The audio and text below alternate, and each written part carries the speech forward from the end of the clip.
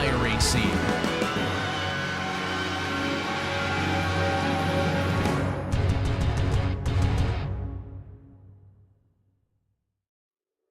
Hey, you know that guy who just before the green flag keys up his mic and asks, "Anybody got a setup?" Well, this is him. This is Adam, and hey, Adam needs some help. On the other hand, this guy over here, this is Steve. Steve is a solid racer and he knows his way around the garage. Steve's problem is time.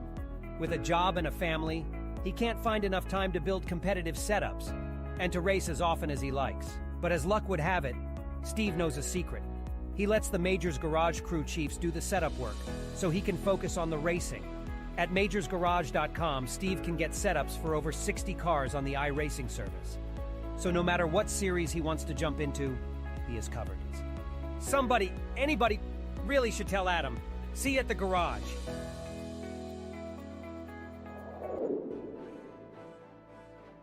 Welcome, petrolheads and sim racing fanatics.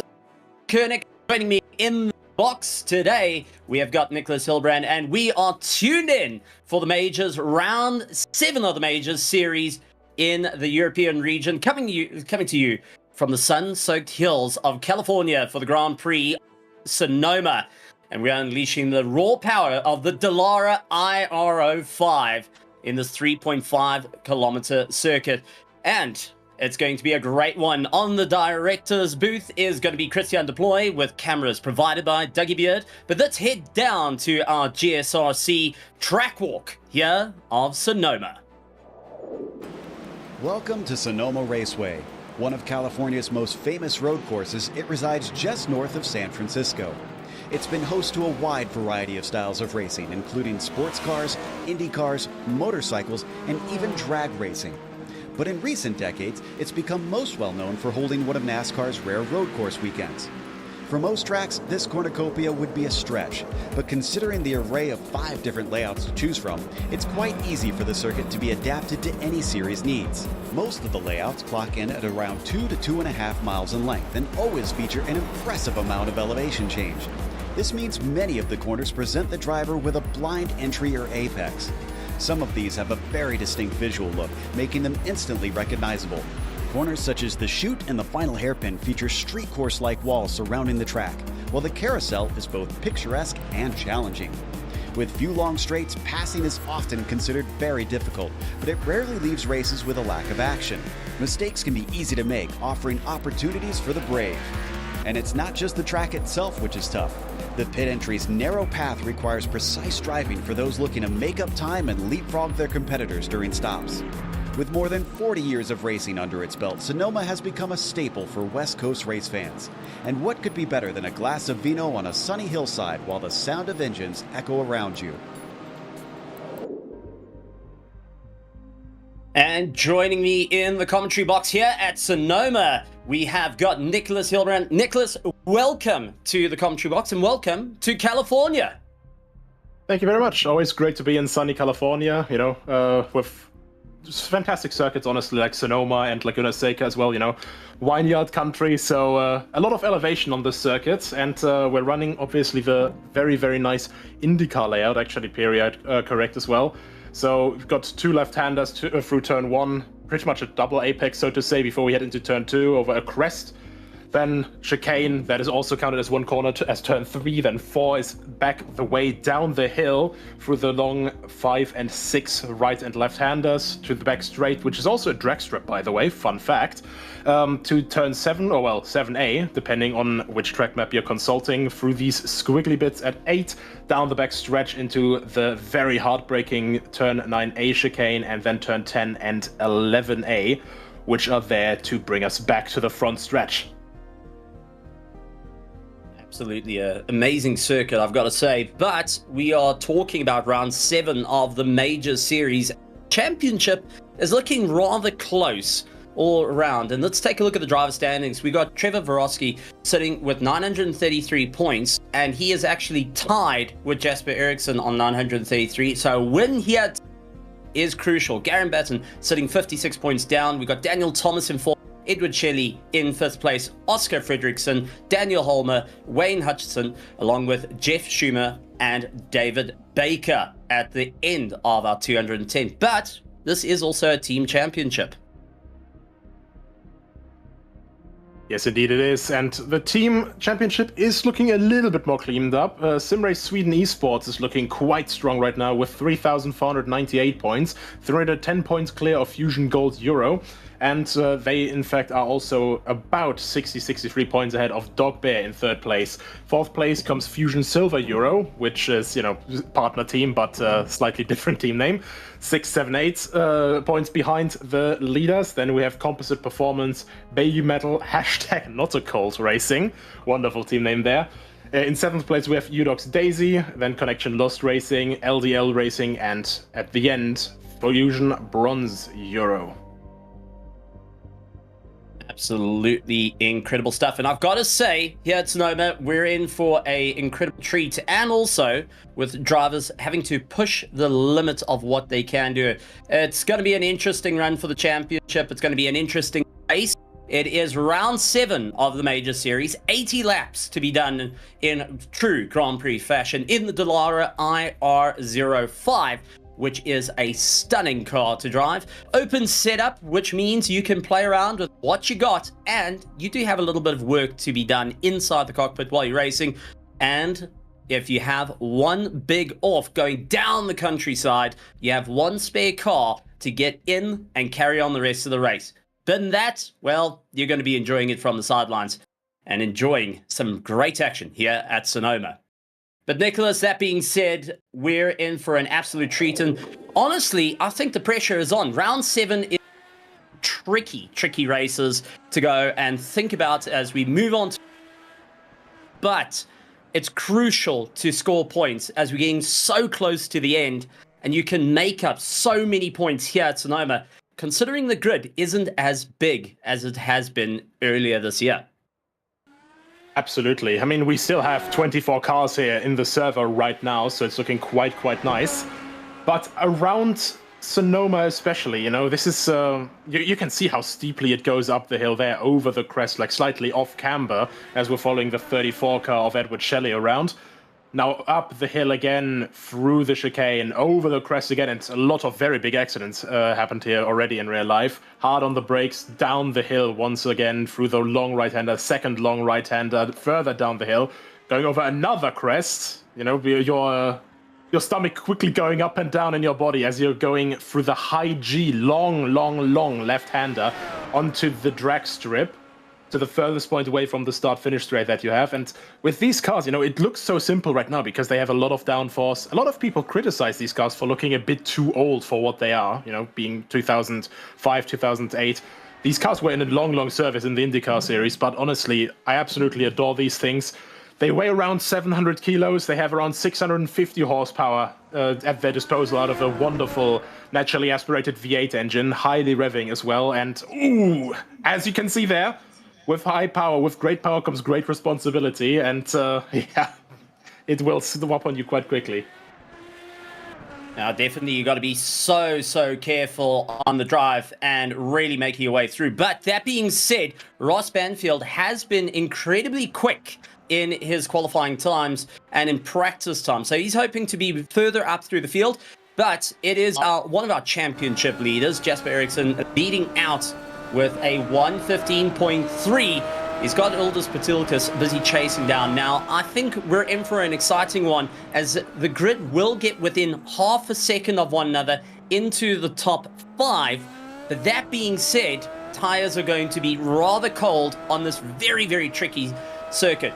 Eric Smith puts himself up into first place by a big country mile, a 1:14.66 on his way through. So definitely the pace is picking up and a lot of pressure being put on. Yes, indeed. And with these cars, as I said, it has to be really on point. Also, the very short layout here. Comparatively to, normally we have our hairpin further back at the end for the normal layout, but IndyCar did pretty much just cut that off. The pit entrance is still the very long one, so it was a slight critic point when they did run it in real life back in the day. But, these guys, they really have to be so on point. You can see Jesper Harrison that's struggling to put down all those 650 horses, probably wishing he had bigger slicks, even bigger slicks on the rear end to help a little bit, because after all, we also don't have driving aids here. And with the track undulations, it makes things rather difficult. But a couple of things you can do in these, change the anti-roll bars as you go. So if you're feeling things are a little bit loose, you can stiffen things up to try and help it out, or soften it to make it work a little bit more compliant with yourself.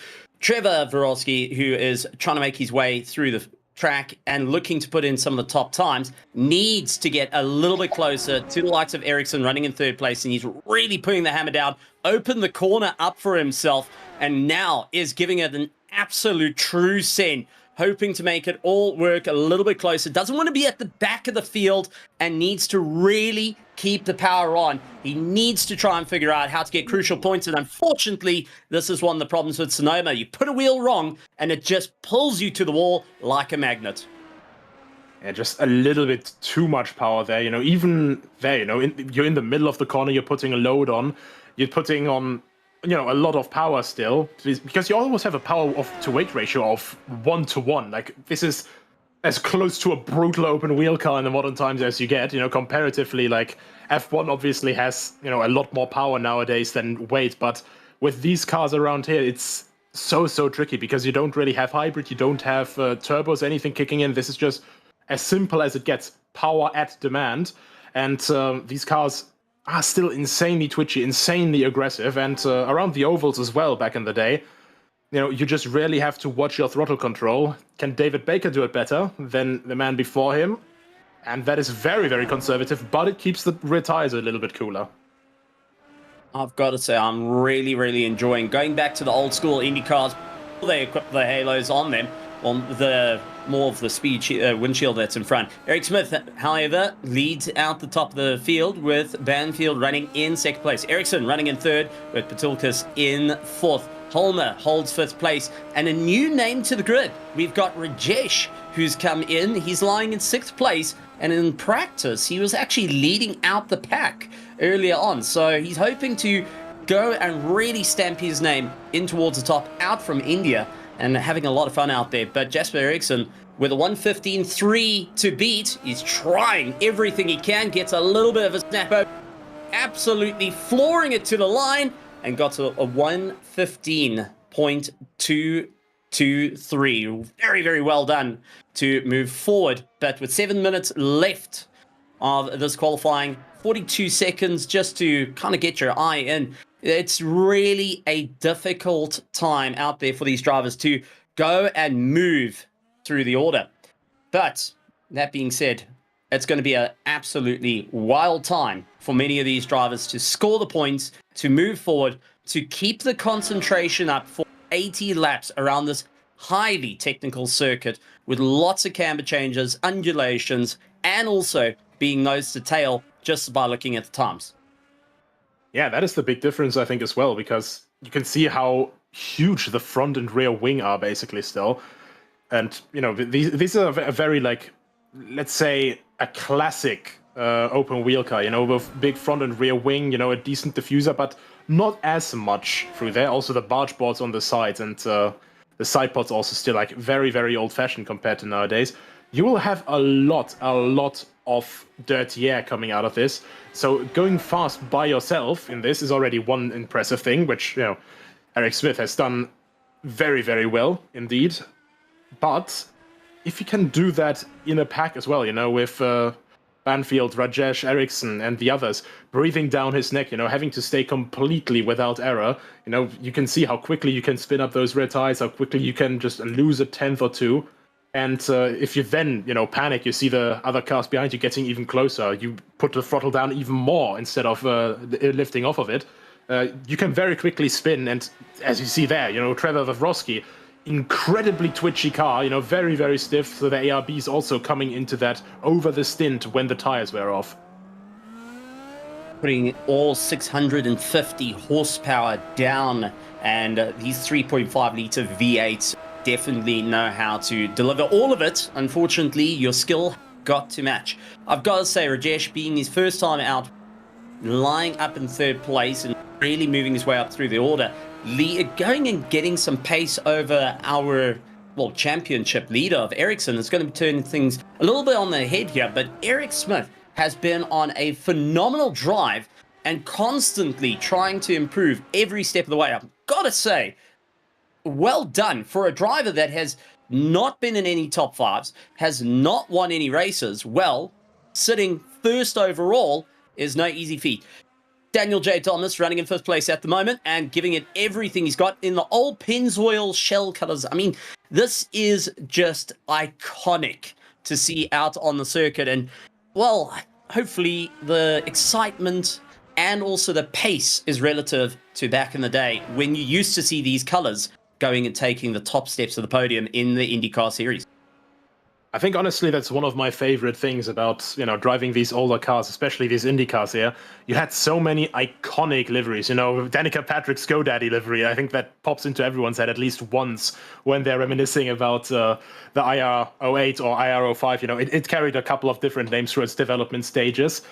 But it was just such an iconic time, had so many cool liveries back in the day. And, Dr. Pepper, 7-Eleven, these classic American sponsors that you just love to see on these race cars as Pavlovsky comes around the corner again, and a lot more tame this time around, but also a lot of pressure on him. He is only in 8th place right now. So there's going to be a lot of pressure. That is the final lap.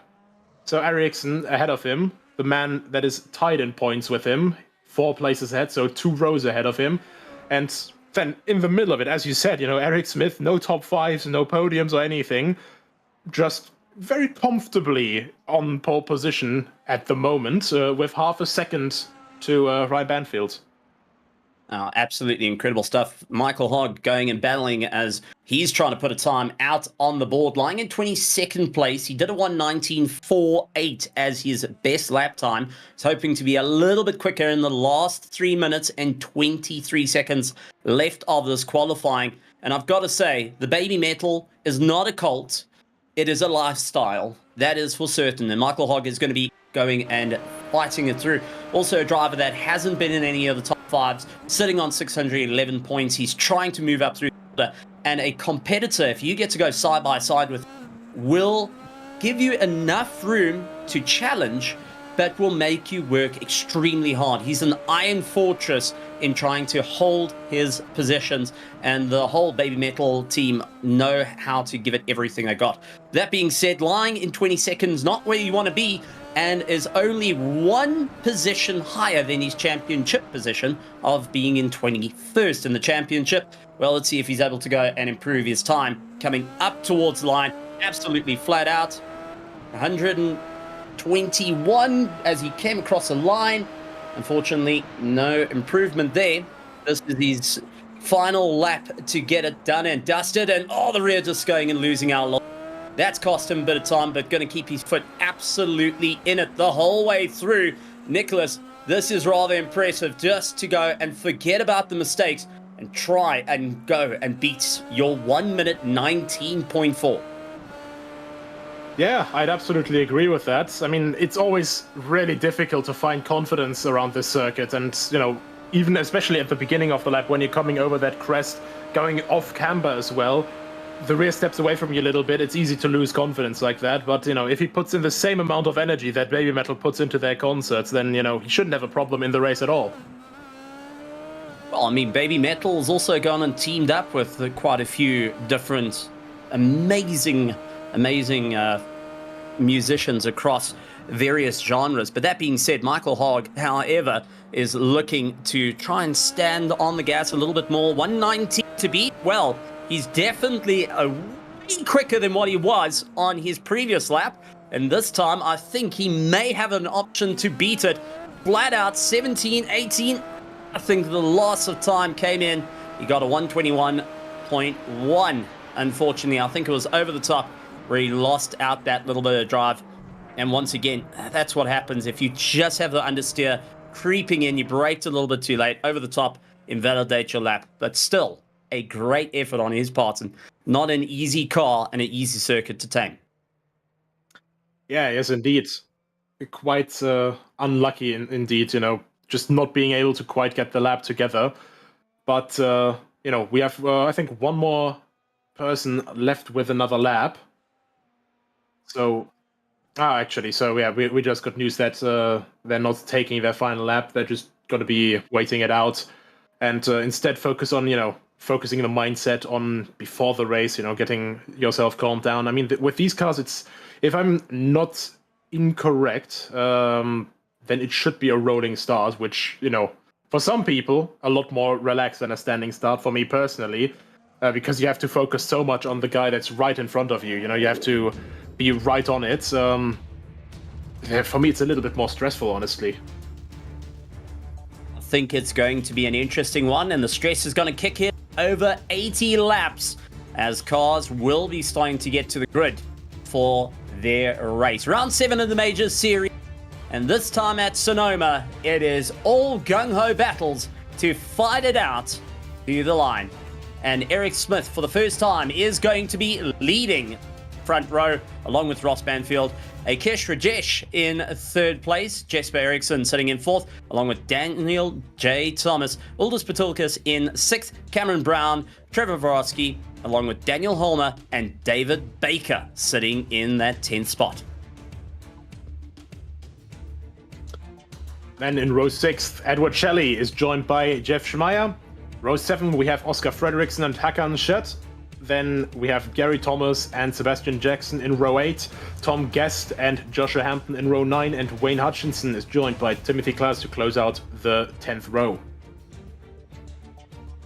Falling out to there, we have got 3rd place in the championship. Garen Batten sitting in 21st, Michael Hogg in 22nd, Kyle Graham in 23rd, and Brian Scrivener is sitting in 24th. Now, this is going to be interesting. Garen, 3rd in the championship, lying all the way at the back in 21st position, while his championship competitors are way up the mark. I mean, this is going to be a bit of a wild one, and drivers are going to have to think fast and think long game. If you're going to be chatting to your pit crew, it's going to be, when are we getting the tires off? When are we getting some fuel in the tank? And how far are we willing to push these cars for our pit stops? Over 80 laps around this incredible circuit. Yeah, over 180 miles, over 300 kilometers. So quite truly the definition of a Grand Prix nowadays. But, with these guys, I think they're going to be all right. There will be some carnage for sure, because Sonoma is just an incredibly taxing track, especially around here with these cars where you have to be so on it all the time, as they're slowly, hesitantly starting to set off. These cars are a little bit not so great on, actually setting off, because these cars were basically always geared for, doing rolling starts. So good example why we are doing rolling starts instead of standing starts. I think, if I remember correctly, IndyCar did its first standing start for the Grand Prix of Indianapolis in 2014, around that area, and it was complete chaos because no one was used to it. Generally starting out in 2nd gear to try and pull away, but we got Tom Guest, who's actually going to be starting from pit lane. Wasn't able to get to the grid, and that is going to be a bit of a heart-sore situation, as he's going to come out of the pits with ice-cold tires, while the rest of the drivers have already started building up heat and tires. It's going to be rather difficult for him, but all eyes to the front, as it's a lockout in the American side with Eric Smith and Ross Banfield looking to take it to the top of the order. I've got to say, Rajesh running in 3rd, first time out in the championship, is hoping to. But Jesper Eriksson, 4th place. Any concerns from his part, not wanting to get involved in any unnecessary battle, because points are on the line here. Championship is on the line, and it's all gung-ho to move forward here in the Majors Series. Honestly, I'll be quite excited to see what Akesh Rajesh can do, the incredible man from India, putting it on the 2nd row in his first outing here, pretty much. And, it's very nice to see overall. We have still a very dominating presence of North Americans here, Americans and Canadians. Also a couple of Australians. But, Sweden a little bit here, then Scotland and Wales. And then we have also, from Eastern Europe and, of course, India. So very nice mix of, known nationalities to IndyCar, but also a couple of new ones, like it has been in the last couple of years. It's going to be an interesting one as safety car starts to move a little bit more forward. A couple of more corners to go. Tensions start to rise. If you haven't said goodbye to your loved ones yet, get ready to wait an incredibly long time as the Porsche safety car moves out of the way and drivers start to get ready. Waiting for the green, Eric Smith and Ross Banfield in the first row, and it's a great start from Eric Smith as he launches out the gate, looking to try and move up. Jesper Eriksson up into third place at the moment and fighting out with Rajesh as they cruise up the mountainside. He gunned it very, very early. A lot of the guys in the back of the field were still coming out of the final corner. Guest is now also out of the pit lane, so joining the racing pack a couple of seconds back. I think I saw about 7 seconds of a gap there. But nevertheless, he's still out now, and, well, the chase is on for the Englishman. Well, Cameron Brown up against the likes of Daniel J. Thomas early on, pushing as hard as he can.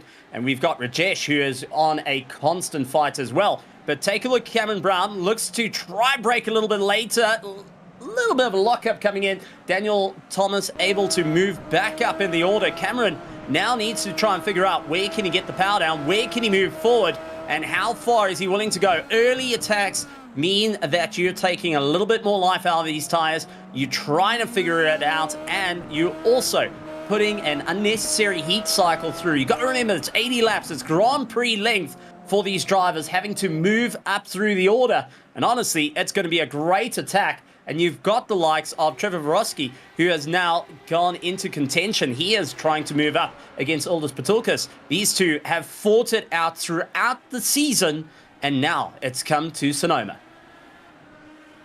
And a very tricky situation he finds himself in, of course. Ideally, he would want to close that gap to Ericsson as quickly as possible. Ericsson is main championship rival, same points, of course. Both of them with 2 wins, but Ericsson with 1 more top 5 in the bag.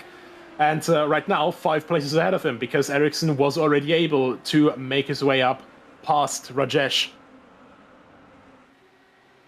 So far going to be interesting. A little bit further back, Carl Graham has actually moved up 3 places since the start. But here's David Baker lying in 10th position. He's got Daniel Holmer just ahead of him, trying to go late on the brakes to move forward. But Oscar Fredriksson is now onto the back of him as well. You can see the difference in braking, going a little bit later, trying to trail brake it in a little bit later, and ensuring they can get the rotation. However, it does come to be where most drivers prefer just standing on the brakes. As we take a look at Edward Shelley off circuit, nearly having a bit of contact. He was able to save it, but down the order he goes and having to just try and get most of that dirt off the tires before he continues on the charge. Yeah, and speaking of a charge, Eric Smith is on 1:15.889. First fastest lap that he's putting in, and that last one, there was 0.4 of a second faster than Ross Banfield behind him, and almost a second faster than Rajesh in P4, and 0.7 faster around than Ericsson. So Smith really, really feeling it right now. A man without top 5s before in this season is definitely looking to pick up his win and first top 5, and what a way to do it, isn't it? Just going and laying in the pressure early on, trying to open that gap, possibly for an earlier pit stop. Oscar Fredriksson still putting the pressure on. He's trying everything he can. David Baker taking a little bit of a tighter line, and there is a little bit more pace out of Oscar. He's able to go through the corners a lot wider, opens it up, and then really gets onto the power. He's been able to break that a little bit later, but unfortunately, he's just not able to get through the gears quick enough to close up that gap. Patulkas trying to also move up through the order, down in 7th position at the moment. He's got Vorosky behind him. They've got Brown ahead of them, and take a look at Trevor. Tried to go for a bit of an inside line, couldn't quite get it to work, and now is on the charge in the slipstream as they go up the mountainside, waiting for any opportunity. And it looks like Brown, however, is going to be sitting with a bit of a problem. Cameron Brown is constantly over the curbs, getting a little bit unsteady, probably checking his mirrors a little bit more than he really wants to at this time. And that does put a damper on both of them now. Both of them are sitting in his dirty air, of course, and around here, you can see Vorosky trying to pick a slightly tighter line, pick a little bit more of that undisturbed air up, but it's not quite easy to get that done. the 711 car is trying to get up into 7th place, but, well, both Brown and Protector's kind of in his way right now. But of course, you know, if you're that much faster, then you have to know how to get past that much faster as well. But here's Banfield actually back on the tail of Smith, so I think there must have been either a mistake of Smith or Banfield actually with a new fastest lap, 15.819, barely beating the fastest lap so far. Banfield also catching his rhythm now. Well, Daniel Thomas moving up through the order. Rajesh actually falling down. Patulkas getting involved in the fight. And it is turning into an absolute slobberknocker of a fight as Rajesh from 3rd down the order has got a monster of a train on the back of him. Trevor Vorosky trying to move up through and seeing any opportunity at this point. Later the breaks, the Kostina effect becoming a little bit more than what one would really like. So close to getting into the back of the gearboxes of your competition as Trevor gets a little bit of an unnecessary snap oversteer, and that has brought Daniel Holmer into contention as well, all the way out from Sweden, and he is looking to be a rocket to catch up to the likes of Trevor ahead of him. Yeah, we just quickly saw, you know, how quickly it can devolve from, well, evolve more than devolve. It goes from a 3-car fight to a 6-car fight for position, all of them bunched up, and then Vorosky just has to put 1 foot wrong in that downhill right-hander, picks up a little bit of grass. You know, the dirt obviously a lot softer, a lot bumpier than the smooth racetrack, and these cars are just so stiff that the car just gets incredibly unsettled. And down the inside, actually, goes Rajesh, I think, taking a place back that he lost earlier. And oh, there's a spin. It's Not Cameron Brown. What they want to have, that's Cameron Brown. And unfortunately, toe back to pits. Ildis Patulkas now trying everything he can to hold his position. As you can see, Rajesh once again hunting down that inside line. Not able to get it back as yet, but is definitely making Ildis's time a little bit more tricky. Oh, and that is Trevor Vorosky going and losing the rear. Unfortunately, well. not a good time. Oscar Fredrickson trying to rejoin, and it is just chaos all around. And Sebastian Jackson from Canada thinking, well, I'm not going to spin off to the right. I'll take the other way, sir. Well, you can't really park there, so that's for certain. Ildis Patulkas now trying to move up through the order, and unfortunately loses out as Rajesh moves him out to the outside line into the marbles. And these two aren't quite sure about the chaos that ensued behind as they so fixated on one another. But if they had to look in the mirrors at that time, it would have been life is interesting of note. But Ericsson will be more than happy to hear that his championship rival has just lost a bit of pace. And that's one of those tricky things as well. Around here, you have so many high-speed corners, so many high-load corners, you know, and these wings on the cars, these enormous wings, put a lot of downforce out, and they help you basically maneuver the corner quicker for obvious reasons. As soon as you're in that dirty air, all of that downforce basically loses a lot of its efficiency, and that load has to be carried by the tires. What happens then? Of course, these tires heat up more and more, and Vorosky in dirty air for a couple laps already behind the guys ahead of him. Well, with the extra snap there, I think the heat buildup was just a little bit too much, and he was just a little bit too eager on the throttle. And, well, that hill was just a little bit too steep over the crest. Well, this is going to be an interesting time, but we do have a replay coming up of what happened. This is Cameron Brown a little bit further down the order, trying to go wide, loses the rear, trying to avoid the wall, and spikes it on the right-hand side. Severe damage to the suspension, and that, unfortunately, is going to be a car needing a repair and possibly bringing out the spare car, meaning there's no more left in the pits, no more chassis to go and use, and it's all going to be driving so clean, and we haven't even hit 10 laps. We are 8 out of 80. It is a long race, and drivers are starting to feel the pain early on, as we do have a little bit of chaos ahead, as we do see Gary Thomas losing it, and it looks like his own teammate getting twisted around in the process. Yeah, that team is not having a great time right now. I think that's the Fusion Euro cars, all in a similar livery. So all of them hitting trouble at different intervals in the last couple of laps, all of them related to spins. But just really unlucky. Down a little bit too early. Yeah, and especially on the outside of the last corner, you have that little ingress where you're joining the track back basically from that sort of tarmac runoff area, this pretty much parking lot there, where you're cutting off the entire last hairpin that's a bit further back normally.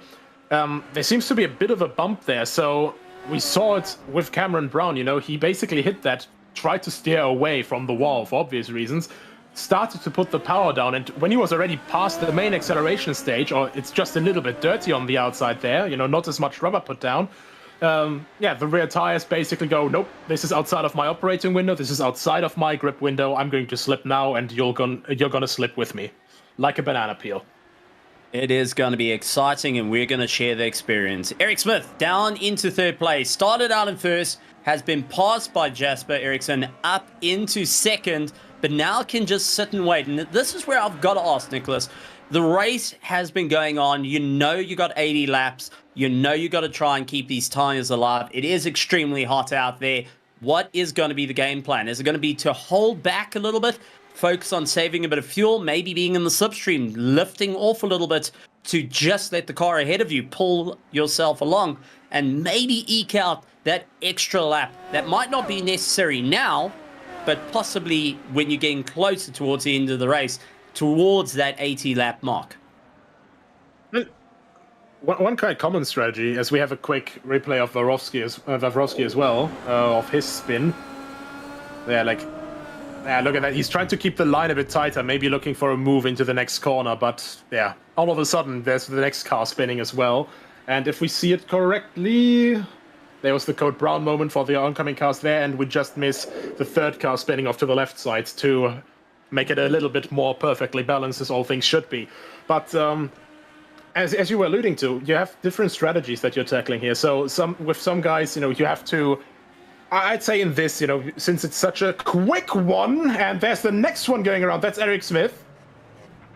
Pole sitter, not having a great race. Take evasive maneuvers there.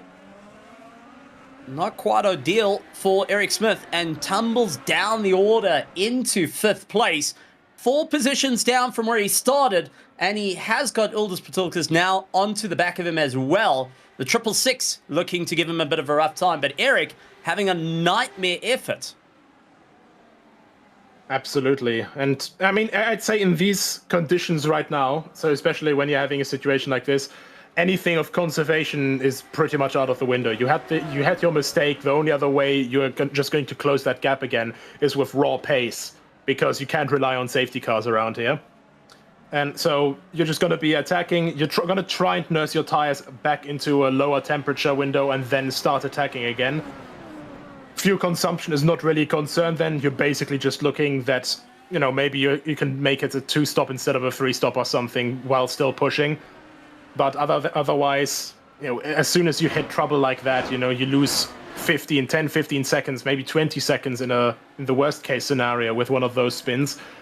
It's just all about attacking, gaining that time back, and hoping to put enough pressure on others that they are going to make that same mistake. There is Ross Banfield out in 1st place. But that being said, there's still a lot going on as we take a look to the replay. This is Edward Shelley going and losing as he sees his teammate a little bit of contact, just enough to unsettle the car. Both having to try and get themselves sorted. Edward Shelley wanted to pull to the right, wasn't enough room, and had to try and spin the rear to get himself to the left-hand side. That's definitely going to hurt the tires. But Ross Banfield up into 1st place and opened a 2.2 second gap to the rest of the field. He will, however, start getting a little bit closer to the back end of the field and having to navigate the way through. And that's the one thing we got to talk about, traffic influencing the race. Yeah, I think later on we're going to have some interesting developments with that, since we do, if I see it correctly on the timing, have Cameron Brown already in this spare chassis out on the track again. He's going to be getting blue flags, so it's going to be all about getting out of the way as quickly as possible without intimidating? No, impeding. That's the right word. Anyone. Well, But you do intimidate when you start getting a little bit closer. You know, it's you get that snarly face, especially when you're in a bit of a battle. I mean, not wrong either. You know how intimidating it is for Lance Stroll when he sees a wall approaching that hasn't been hit yet, but he can fix those problems with ease. But you know, you have to be always on top of these things, and with blue flags rules here, they do have to move out of the way, but it's also a thing of, you know, can you predict when they're going to move and which way we're going to move? These guys, obviously, you know, they know what they're doing generally, but there's always room for miscommunication on track, as we had here, with Eric Smith having to avoid Puteklis's car just at the outside of that hairpin. Definitely having a tough time as we get a beautiful shot of the double wishbone rear as he tries to go and open up a little bit more room. He's got Daniel Holmer trying to close down the gap. And Eric Smith, who started out in pole position, is going to be scratching his head at the moment, trying to figure out what does he need to do to get back into those podium positions. How hard does he need to push? Maybe go and change up the strategy on when they need to go and change tires, refuel, get themselves sorted. But this is also a stamina game down to the drivers. Now, let's not sugarcoat this at all. You've got sim racers that might not be experiencing the G-forces, but the mental strain that comes in of focusing, as we do see Tom Guest going up the hill and bouncing his way through. Thankfully, the climb went and sorted him out, but the bottom end of that car definitely taking a bit of pain. But going back to it, you've got your eyes focusing on the screens, whether you're in VR, whether you're on triples or single screen, that's starting to take a beating. You're starting to get those dry eyes. The force feedback starts coming in. You're starting to get cramps in your wrists, in your thumbs, and a little bit in the arms. We do see Oscar Fredriksson going and losing and feeling a little bit more there, but also the pedals themselves in the calves can catch you as well. So that lactic acid buildup, we won't see it now, but definitely once you get to lap 30, especially in these cars, drivers are going to be figuring out their next yoga strategy.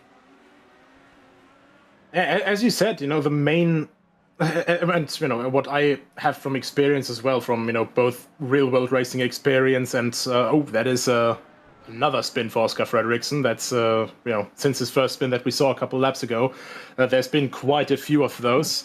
And he's got a meatball flag, so yeah, not going ideal for the SimRace Sweden driver, but getting back to it quickly. The biggest difference between real and virtual motorsports is, you know, you're basically having more mental strain than physical strain. At the same time, with these cars, you know, if you're wanting to get any decent feedback, you need it to a certain strength. And around here, you have only very short straights, so you have to put in the work as well with your arms for the steering, of course, getting that force feedback. And also, you know, you have to have a very good feeling in your right foot and on your left foot, you know, getting the most out of every acceleration zone. And, well, not locking the tires into every braking zone. And we have a lot of very complex ones around here where you have to slow down from incredible speeds of over 120 miles an hour down to, well, around 50, 60, maybe 40, 30, depending on the corner. And always off camber and all that stuff. So you have to be so on it the entire lap. These guys will get exhausted at some point, and they'll have to weigh their options, you know, whether they maybe want to carry a little bit of a smaller fuel load for one of the stints, you know, then try to push on that, have the car a little bit more nimble and a little bit faster, or whether they just want to go all the way in, you know, they just want to take maybe the tires basically completely fresh, take the entire fuel new, and then run until the end of the race, risking, of course, that they then won't have a break. But, as we said at the very beginning, due to them cutting out the last hairpin here, the pit lane is incredibly long. So it is a very variable strategy here. Other factor to come in, the track is sitting at 38.8 degrees. We're getting close to the 40-degree mark.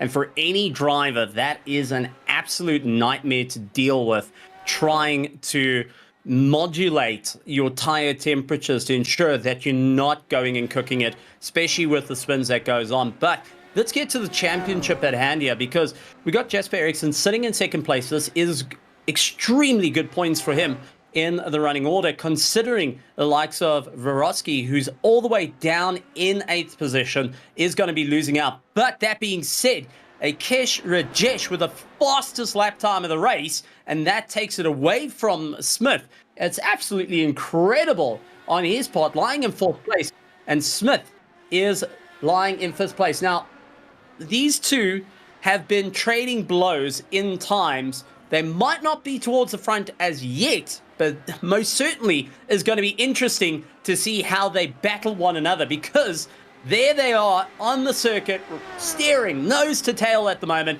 and Rajesh, who is closing down on Thomas, sorry, that is Daniel Thomas ahead of him. Rajesh, who's been on the pace, has got Eric Smith coming in for the attack, but Daniel Thomas, who is losing a bit of time here, is going to be stressing because he was roughly 0.5 of a second slower than the likes of Rajesh behind him.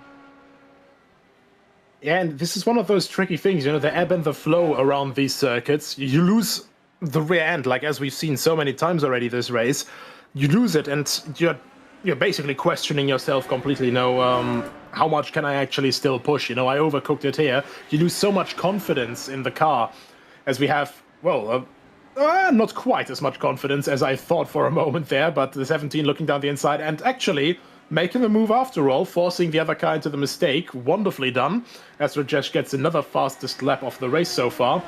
I think Rajesh, after that first mistake early on, we saw him drop down from 3rd to 4th and down to, I think, 8th, what we saw him as later on. But bit by bit, the guys that were overtaking him slipped into similar mistakes, and he just was able to regain more and more confidence as he's looking all over that extra sequential gearbox of the car ahead of Daniel J. Thomas, the Welshman, fighting like it's a wolf threatening his sheep. Absolutely wonderful, and both of their laps incredibly quickly, both of them in the mid-15s right now. Not backing down from the fight, going to be fighting it out, and Rajesh all the way out from India, really going and showing what he can do. A little bit wide on the exit, losing out a bit of time. Daniel getting just enough breathing room to look forward instead of in the mirrors, looking at the right mirror and the left mirror, which are quite far out on these Indy cars. You do have the virtual mirror to help you out, but that being said, it's always handy to have those wing mirrors a little bit further out that you can see around your rear tires to just try and figure out how much room do you have to play with against your opponent catching up to you, especially once they're trying to use that side draft to get past you. Yes, indeed. Side draft not as much, for example, as for an oval, but it's still a very valid point here, especially when you're coming out of this here wonderfully, just over that crest, down the long left-hander onto the drag strip, and Thomas goes a bit deep at the beginning, but then can loop in on the inside, carry a lot more momentum, but Rajesh still on a charge, getting closer and closer again, a little bit more round his corner as compared to Thomas. But here's Wawrowski, trying to make his way back up. The 7-Eleven car now up into 7th. So I think this is the highest that Wawrowski has been in this race so far. Oh, that's a very, very damaged... it's a very, very damaged car from, I think that was, one of the Fusion Euro cars. I don't know whether it was gold, silver, or bronze, though. That being said, I'm just taking a look at the points at the moment. Trevor Wawrowski will only be scoring 185 points for coming in 7th place, where Ericsson will be walking home with 225 points. And this is where it gets a little bit interesting for the drivers, as it's crucial towards the end of the season. We are getting right to the end of it, and many of these drivers haven't quite utilized the drop round, but the main thing you want to do is ensure that you're carrying as many points just in case you have that one bad race. After this, there's only 4 more rounds in the championship to move forward, and you want to make every point count. As we see Joshua Hampton on the charge in 13th position. He's got Hutchison just a little bit up the road and looking to carry on the pace. Joshua Hampton has been giving it everything he's got. And we got the likes of Edward Shelley, who had a problem earlier on in the race. Looks like he's made a good recovery drive. Oh, commentator's curse for Hampton. I do apologize, Joshua. Do not go and look in the commentary booth yet. We're down in the canty.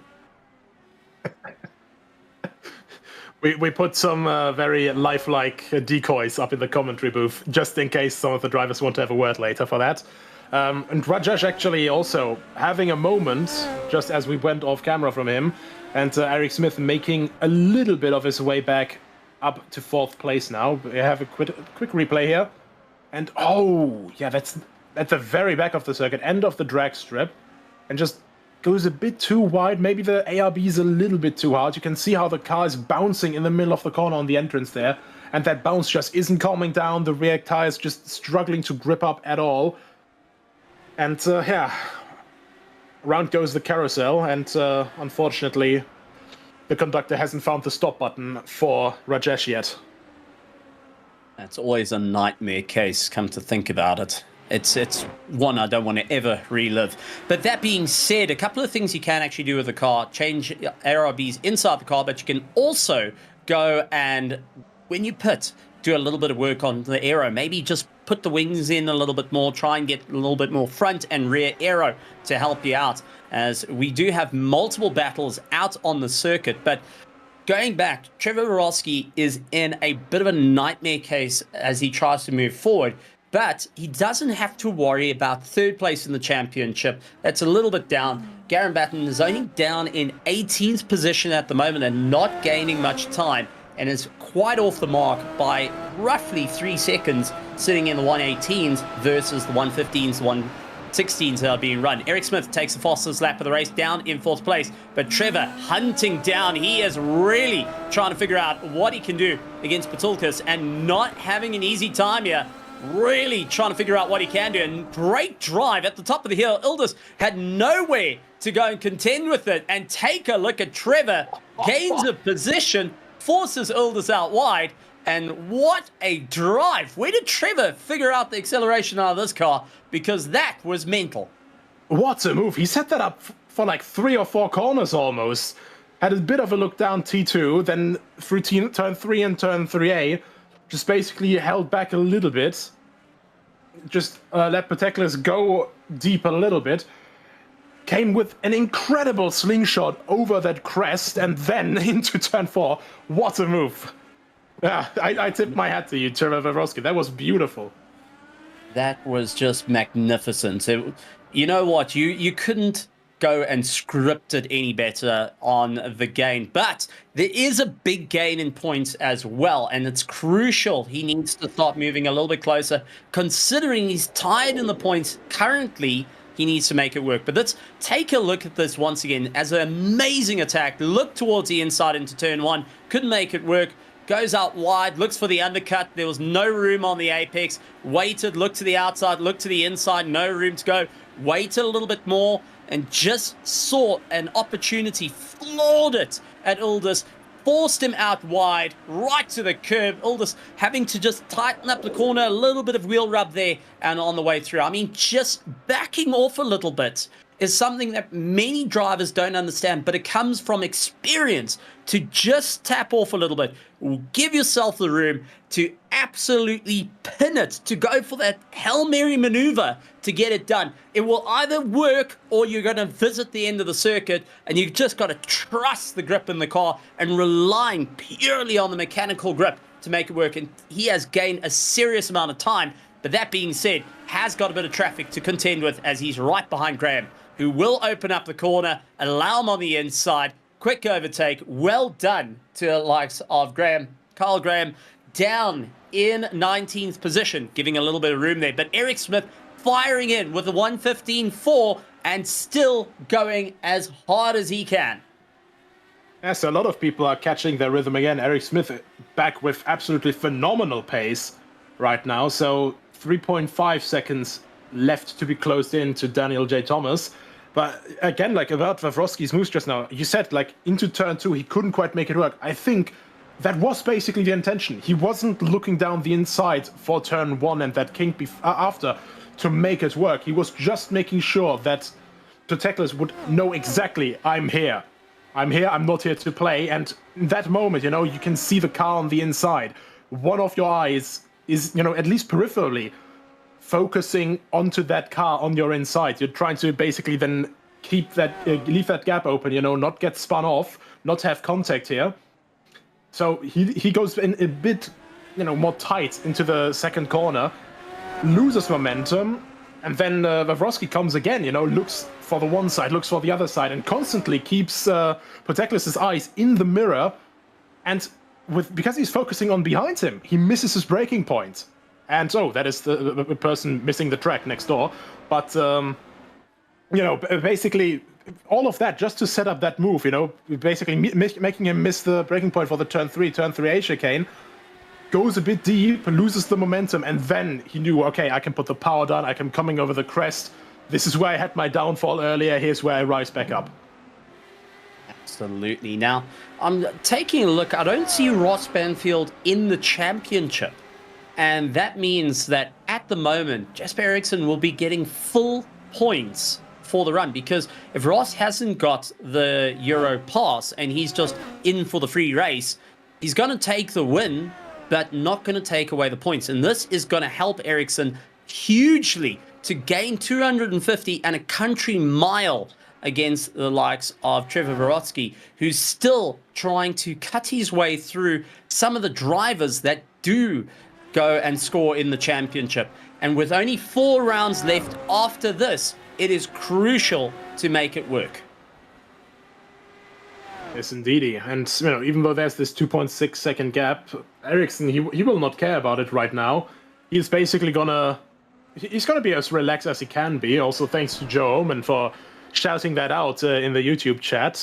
Glad to have you along, Joe. And Alonso, I get it, Alonso. Anyway, terrible pun. Sorry, it just popped into my mind just now as I was saying it. Jesus Christ. But Eriksson is going to be quite relaxed right now, but I wonder how long that relaxation will last. Last lap, we were looking at Eric Smith with a 3.5 second gap to Daniel J. Thomas. That's down to 2.7 seconds now. So Smith, he's seemingly quite comfortable on his tires right now, I'd say. Going through the traffic here, you can see here, very confident on the throttle, putting it down. And through the chicane here also with no issue at all, almost completely flat out. Eric Smith going and sitting 15th in the championship, 4th on the circuit, and he needs to keep ahead of Uldis Patulkas, who's running 14th in the championship. And at the moment, he's doing a phenomenal job in doing that, but hunting down any opportunity to try and move forward. But there is a little bit of a battle up ahead, and he's got to be careful of it as he's trying to maneuver his way around the likes of Shoot, who is in that 101 car, who's onto the back of another on-track position of the likes of Tom Guess. Garen Batson, however, down in 19th, loses the rear and not looking as settled as he once would like to be. 3rd in the championship, and now down in 19th in this race. I mean, this is crucial points being lost at the moment. But Shoot, having to really focus on what he needs to do. And unfortunately, this is impeding 4th place. A little bit of a tap there. And I think it was just a love tap saying, hey, listen, I need to get around you. He does have the likes of Smith get past, but loses time to Guest a little bit ahead. Now, Tom Guest did start from pit lane and is lying in 15th place. So that's Timothy Close.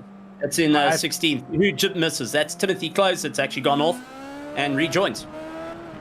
I think this is the big trouble right now, because all of these guys are obviously also fighting for position. They're trying to make their moves when they can, but you have Eric Smith, who's understandably, he just lost 1.5 seconds through that. So, he's going to be going, oh, I'm sympathetic to you. You want to race, but you're using me a lot of time here. Get out of the damn way. It's one of those that you're the nice guy until you're not the nice guy anymore. Then you just get sick and tired of losing out time. And this is where it gets a little bit difficult. Now, the likes of Mr. Shoot running in 17th position, he's 22nd in the championship. He's trying to get as many points as possible. And he's got the likes of Close having to try get past him. And we do see Close losing a lot of time. He actually lifted off quite a bit there to the likes of Rajesh to get by. And Shoots took the advantage, nailed it past Close, going and outbraking himself by a country mile. And I think he's gone from California to Virginia. Oh, that's a bit more than a country mile then. That's quite a big lockup. I think then he's going to have wheels straight out of Minecraft. Now, Akanshat again also getting lapped by Rajesh, who's also chasing. So yeah, it's around here, this is the big challenge, I think, in traffic. You have so many sections of the course where you have to keep the momentum up, where you have to try and stay on the throttle. And of course, these guys that are, doing the lapping right now, they won't have to find their way through the field, cleanly. As Eric Smith quickly shows, okay, if I wasn't getting held up by him before, this is the kind of pace I can do right now. So already after 4.2 seconds, back down to 3.2 seconds. So I think in the last lap, yeah, that is almost half a second that he gains on Daniel J. Thomas there again. Absolutely great stuff. But Nicholas, you've been an absolute joy to have, and we do have another fellow commentator coming in. That'll be Alex Goldsmith, who will be joining in the commentary booth. But Nicholas, this has been an incredible race, and so far the championship swaying in favor of Jesper Eriksson. Yeah, Eriksson looking in a very, very nice spot right now, but I wouldn't count out, at least for this race, I wouldn't count out Eric Smith, putting in a lot of fantastic pace, and Daniel J. Thomas will have to watch out for that, the shrinking gap between the two. All of them, of course, still have a lot of the race to go, over 50 laps, and it's going to be a very, very big, sense of attrition in that as well. But yeah, I jumped in for last minute. I'm now getting out of the way for the man on the overtaking line, Alex Goldschmidt, good friend of mine, and great to have him here now to send me off. Thanks for having me. Absolutely incredible stuff. Alex Goldsmith coming in as we do see Gary Thomas parked in pit lane, getting some work done. But Alex, welcome to the commentary booth. I know that you enjoyed some of the heat out there in Sonoma, but we are taking a look at some of the action, especially a very tightly packed championship at the moment. Ericsson looking to score full points if he continues holding second place. Ross Banfield leading out the field, however, is going and opening up a 2.4 second gap and continuing on the climb. Eric Smith looking to put the hammer down and close up to Daniel Thomas up in third place, looking to score his first top 5, and considering he started in first place, wants to retake that first place and ensure he holds a checker flag.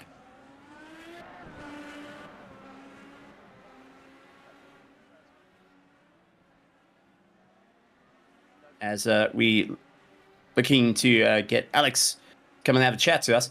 That being said, however, we have got the likes of Eric Smith putting in a great bit of pace, holding the fastest lap at the moment with a 1:15.3, and continuing to stand on the power, continuing to move up through the order.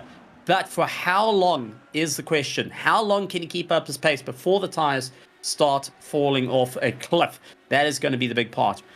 And let's see, Alex, are you here? I hope. Gotcha.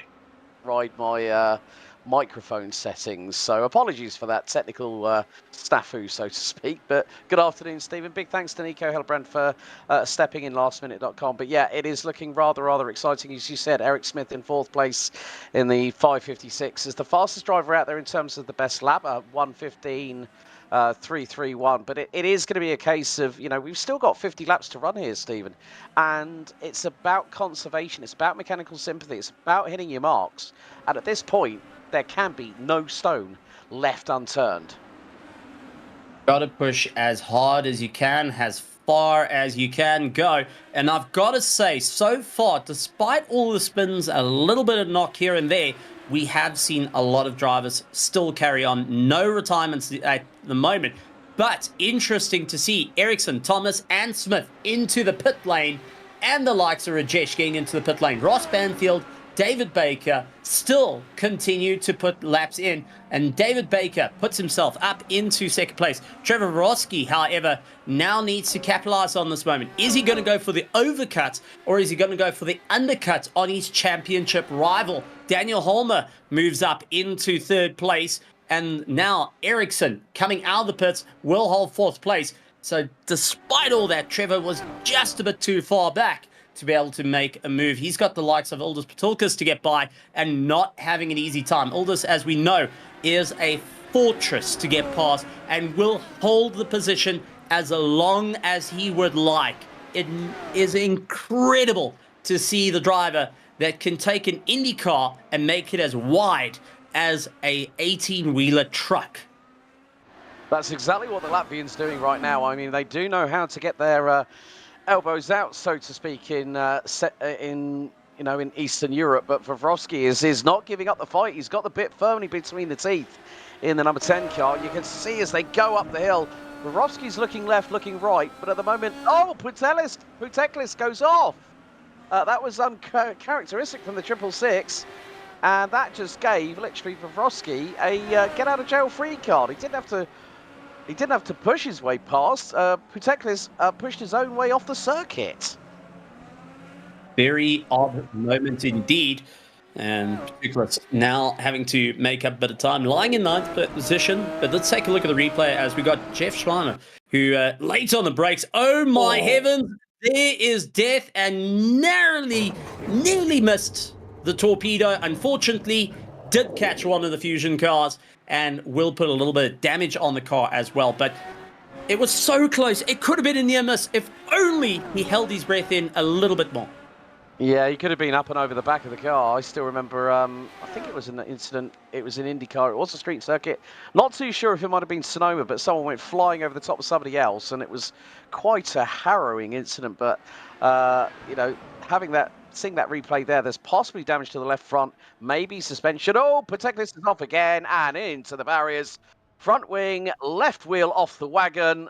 That has hit the Latvian rather hard, so he's gone straight away to the pit lane, I'm afraid. Unfortunately, a very, very odd mistake from his part. The car just snapping as he got over the hill, bottoming out and just spat him towards the wall. Not an easy impact, as we do see likes of Smith starting to take a bit of strain. Now, I start to wonder, we did see Smith pit in a little bit earlier. Is this now cold tires playing a little bit of effect as he Thanoses himself in and out of the race? But Cameron Brown, a little bit further in the race than he would like to be. Now, lying in 12th, was on a charge, fell off the circuit, now trying to go back on the attack and moving his way through the order, as he does get ahead of Edward Shelley, who opens up the corner, allows him to get on by. But now Shelley is going to have the back straight to keep in the slipstream and go on the attack.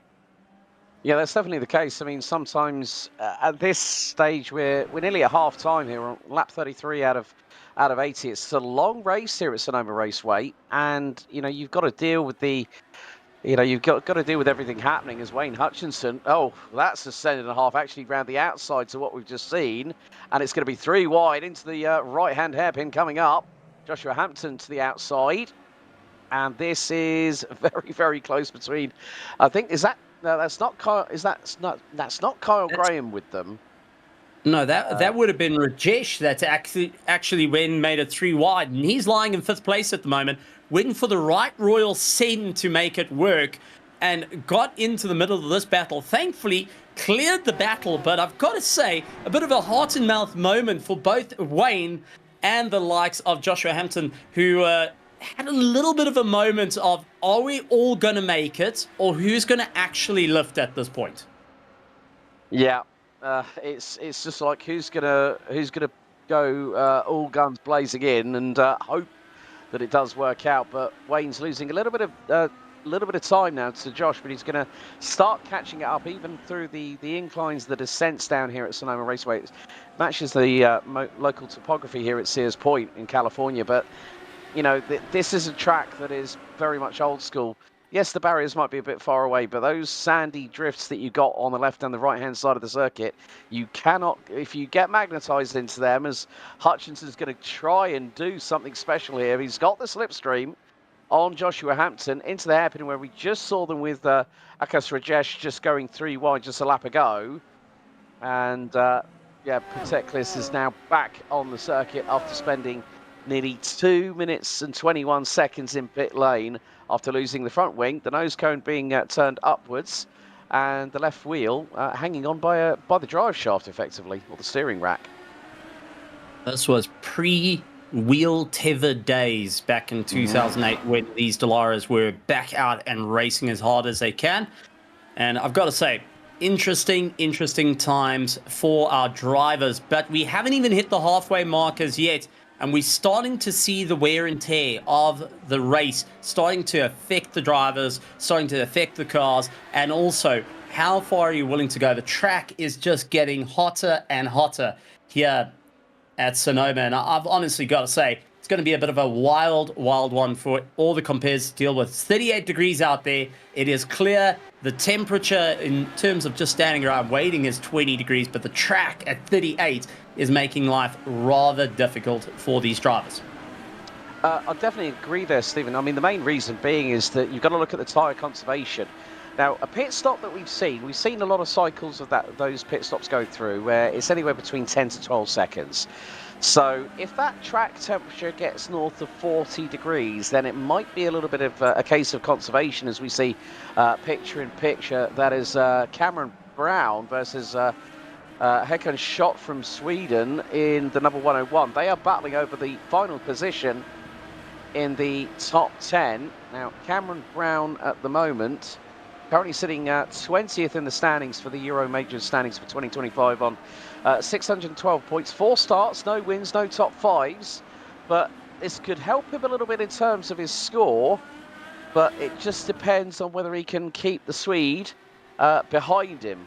And the thing is, he's a couple of places behind. So they're 5 points adrift of each other in the standings with 4 races to run after this. But then we've got the Welshman, the pride of Wales, Daniel Thomas. He's got Eric Smith behind him. The gap is closing. 2 tenths. Eric Smith late on the brakes. But Daniel Thomas keeping it nice and well pinned on the racing line. Looks like Eric Smith is flashing here or there. Might be a little bit of a ping issue. But he's still keeping the Welshman very, very honest indeed. Just trail braking a little bit later, not wanting to lock up those fronts. Otherwise, you just become a passenger in your own car. Daniel Thomas, however, has been slowing a lot more on the apex, forcing the likes of Smith to just go a bit wide, to lose that little bit of time. You can see he is wanting to hold his racing line. He doesn't want to try and go out too wide, doesn't want to go too tight. He knows that putting a foot wrong here on the circuit can mean surviving or going right into the wall. And Thomas at the moment is just wanting to keep on the ideal racing line, not take any risks here, doesn't want to focus too much in the mirrors, and wants the likes of Smith to guess where he's going to be, to guess where the passes are done, because it's far harder to actually attack than defend. Yeah, looks like we're going to be getting replay coming up here of Curtis. Oh, Ross Banfield. Oh, that's a bit of a Code Brown moment there, but he did keep it out of the barriers. So well held by the 709. He managed to get it back on circuit, but it was a bit of a roller coaster ride there from the man from the USA. The Mario helmet and seeing the banana, that unfortunately happens when you try and race out there. But Ross holding second place and hasn't lost too much time. He's still 0.8 of a second behind Ericsson. But we keep an eye on third place at the moment because we've got Smith, who we know is incredibly quick.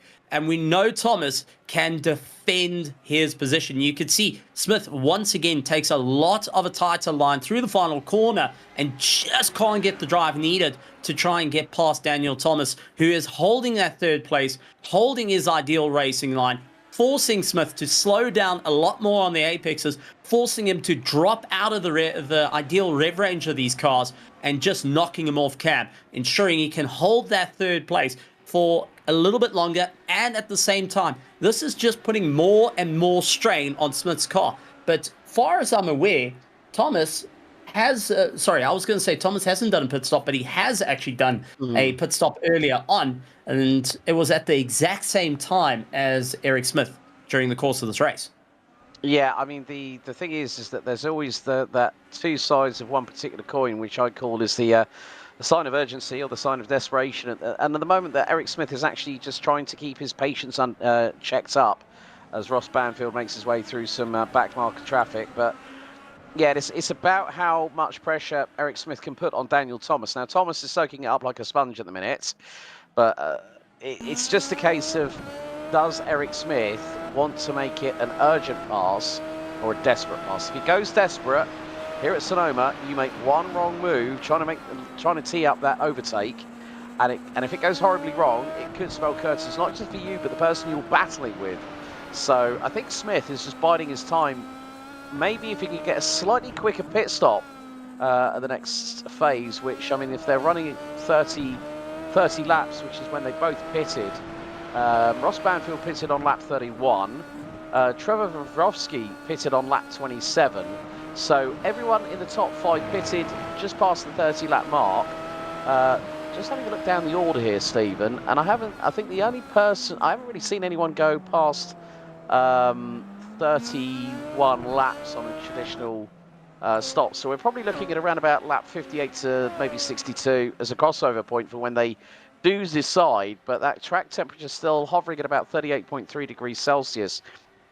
Like you said, if it gets any hotter, the tyres are going to have to be conserved a little bit, so you can push, but you've got to do that little bit of compromise with saving the tyres as well at the same time.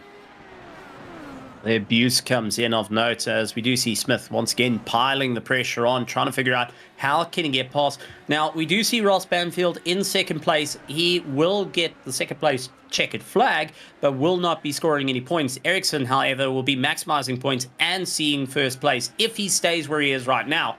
But for the likes of Daniel Thomas and Smith, both are fighting in the championship. Both are going to be losing out a bit of time here, and none of them want to go and give an inch. And at the moment, navigating through traffic in some of the tightest corners makes it rather disconcerting because you're not going to have the ideal racing line. You're going to have to either go extremely tight or you're going to have to go wide, and that's going to compromise time. And for the likes of Eric Smith, who gets a little bit of breathing room, so does Daniel Thomas. But Thomas, late on the anchors, having to take avoiding action, going to try the outside line, not able to make it work. And, I mean, this is just incredible stuff. Smith, who really tried everything he could to get past the likes of Daniel J. Thomas, who was navigating back markers on the process, it got a little bit of a hairy situation as they got past the Fusion cars. Yeah, I mean, Eric Smith had to check up a little bit there because he had to go to the outside to avoid contact with the rear of Daniel Thomas. But down to the inside, Smith gets the move completed. It was only a case of patience, and Eric Smith has paid off in big-time style there. Also, when we go to the... Jesper Eriksson has just dropped it. Ross Banfield has got the lead. So the man from SimRacing Sweden Esports has dropped it. And he had a... What did he have? He had quite a comfortable lead as well. So we're going to have a look at the replay here. And it's up the hill. Oh, sideways. The back end snaps around. And Jesper Eriksson just ends up being a passenger. Manages to get it pointing the right way. And now he's lost the lead to Ross Banfield. I think I don't know if you and Nico picked up on this, but obviously with regards to Joe Homan in the YouTube chat saying that yes, we would score 250 points because Ross is not a season pass holder in the Euro Majors. So I think the biggest loser that we're going to have at the moment is going to be Garen Batten, all the way down in 21st, and he's currently 3rd in the standings. So that's going to help Daniel Thomas. Jesper Eriksson, when we get to the next sort of checkered flag phase, as you said, will be ahead of Trevor Vavrovsky from Composite Performance. And there's Cameron Brown still fighting away with a few other drivers, but he's still holding on to 14th as the number 42, but it's not easy here at Sonoma. We've seen how things, how a little bit of over-eagerness on the land pedal can cost you. I mean, Jesper Eriksson, I'd be interested to see, have a chat with him and say, well, how did you lose the back end going up the hill through turns 1 and 2? Because that is a very, very hairy place to lose it. David Baker that actually overtook him, and David Baker's lying in 7th place at the moment. He's trying to move up through the order, not having the easy time out there. But that being said, we talked about Jesper Eriksson losing the rear and having a bit of a compromise at the moment. But if you think about Daniel Thomas and Smith, if they're able to get past Eriksson, he's not going to have as big as a gap. But let's take a look at the replay here as Eric Smith just clicks the dirt a little bit, has a bit of a snap oversteer, swings back, and a bit of a heart and mouth moment coming into play for the Shell Colors. And, Eric Smith definitely taking a deep breath there, and Thomas saying, well, that was a little bit too close for comfort. Yeah, and I think Eric Smith is going to be kicking himself up the backside, like saying, why did I lose it there? Because these drivers, they're always so self-critical. They'll always debrief after every single round whatever race they compete in, as Aldous Puteklis gets through. That's 18th as he gets past Timothy Clausen, the number 14 car.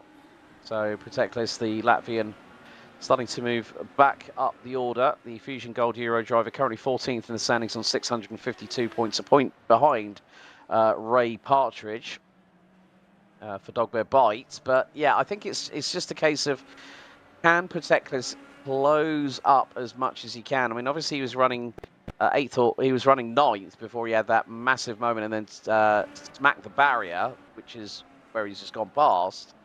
Where the scene of the crime was unfortunately inadvertently committed. It's just about how he could just, just focus, dust himself off, and just get back with the business at hand. Being his second chassis means that there's no lifeline after this. We do see the drivers trying to give it everything they got. And that's the one thing we've got to point out. You do have a second life to get out and racing. It's not all game over just as yet. And that is why we're still able to have the entirety of the field out there racing, giving everything they got for the next 38 laps and trying to move forward. Cameron Brown late on the anchors and trying to move his way up through the order, but having a little bit of a tough time out there as Brown constantly going and fighting through. He's got the likes of Joshua Hampton all over the back of him, and Joshua, who is trying to just break that little bit later, trying to put that little bit of a golden nose in, enough to upset Cameron Brown off the apex and cause him to lose a little bit of time. However, Cameron is still putting in an incredibly quick time. His last lap was a 1:17.7, but we have seen him do a 1:16.2 in a bit of free air. He does drop the likes of Joshua Hampton quite quickly, who has been running in the 1:17s throughout the course of this race. Yeah, also, I've just noticed that Garen Batten has just had a big old moment. Oh dear, that's going to hurt. Bang, straight into the barriers. Both left side wheels completely obliterated. And he's just gone back into the pit. So it's gone from bad to worse for the man currently third in the standings on 877 points. He is going to be the biggest loser here at Sonoma after that incident. It's not gone well for the Australian. Definitely another track I think he's wanting to come and visit anytime soon after this race, because this is going to take him out of third in the standings, as he's starting to lose a lot of points to be gained. And this is where it gets a little bit tricky and where drivers need to see who exactly they're fighting with. Now, it was free entry to get in here. This is why we do have drivers like Ross Banfield that can come out and race and have this taste of the Majors Championship, and also be part of it. Coming into 2026 is going to be, well, I know I can fight for the top. I know I can race. So let me go for getting that season pass and fight for the championship a little bit later on. But at the same time, you got to be aware that you are in amongst a championship that's ongoing. For anyone that is a season pass, you got to start marking off on a checklist. Who is the drivers you need to be worried about? Who are you concerned that's going to be fighting for the championship points, and where exactly you need to be? Yeah, I mean, also in the meantime, I've noticed that Daniel Thomas and Eric Smith, they are closing on each other now. Eric Smith is now, after that big moment he had just a few laps ago, he's about 0.6 of a second behind the Welshman. But look at the pace that Thomas is showing at the moment. The last lap he took about quite a big chunk. He's about a 10.5 quicker on this previous lap than Jesper Eriksson, but the big thing was he took 7/10 out of the Swede on the previous lap. So the gap is coming down between second, third and fourth. So could it be the case that Thomas and Smith are probably going to leave each other alone a little bit and start to try and close on the Swede? We are about 50, we're probably about 13 to 15 laps away from possibly the next amount of scheduled pit stops, considering everyone was out for 30 to 31 laps in the top 5. So this could be just a case of, okay, let's just keep it calm in the middle stint, and then it's a 20 lap push to the end of the race itself.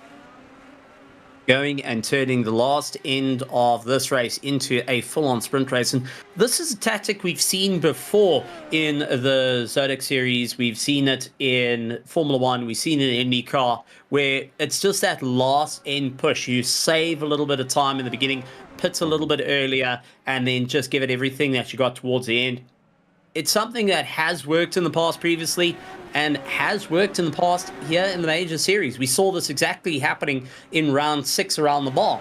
We're just waiting it out, let the clock come down, and then start standing on the gas. Let the drivers wear themselves out. Let that lactic acid build up in the left leg that you've been using to brake the whole time, and make sure that you start putting the pressure on and actually cause a cramp coming in for the drivers ahead that have just been pushing a fraction too hard. Yeah, I mean, it's always that catch-22 situation. You're damned if you do, you're damned if you don't. And it's a case of, okay, yeah, Smith can probably help himself by maybe saving a little bit of fuel here in this second phase, but they're coming up against backmarker traffic again. So this is where they're going to lose a bit of time to Jesper Eriksson in terms of battling away. I mean, Garen Batten is still... Well, Garen Batten is... He's got into the pits again. Garen Batten is having an absolute shocker. He's been in twice. He's now in again. And I'm wondering whether this might be, as you rightly said, the circuit that Garen Batten does not want to visit again. As Eric Smith again using backmarker traffic possibly to his advantage here to get the jump on Thomas as they go through across the stripe into turn 1, up the hill. And they're on the gas pretty much until about halfway up the hill before they go on the brakes for turn 2. And now it's just going to be a case of, can Eric Smith use the traffic to his advantage? And they're not quite getting out of the way, because look at that, Eric Smith has just lost a bag full of time as Thomas makes his way through into T4.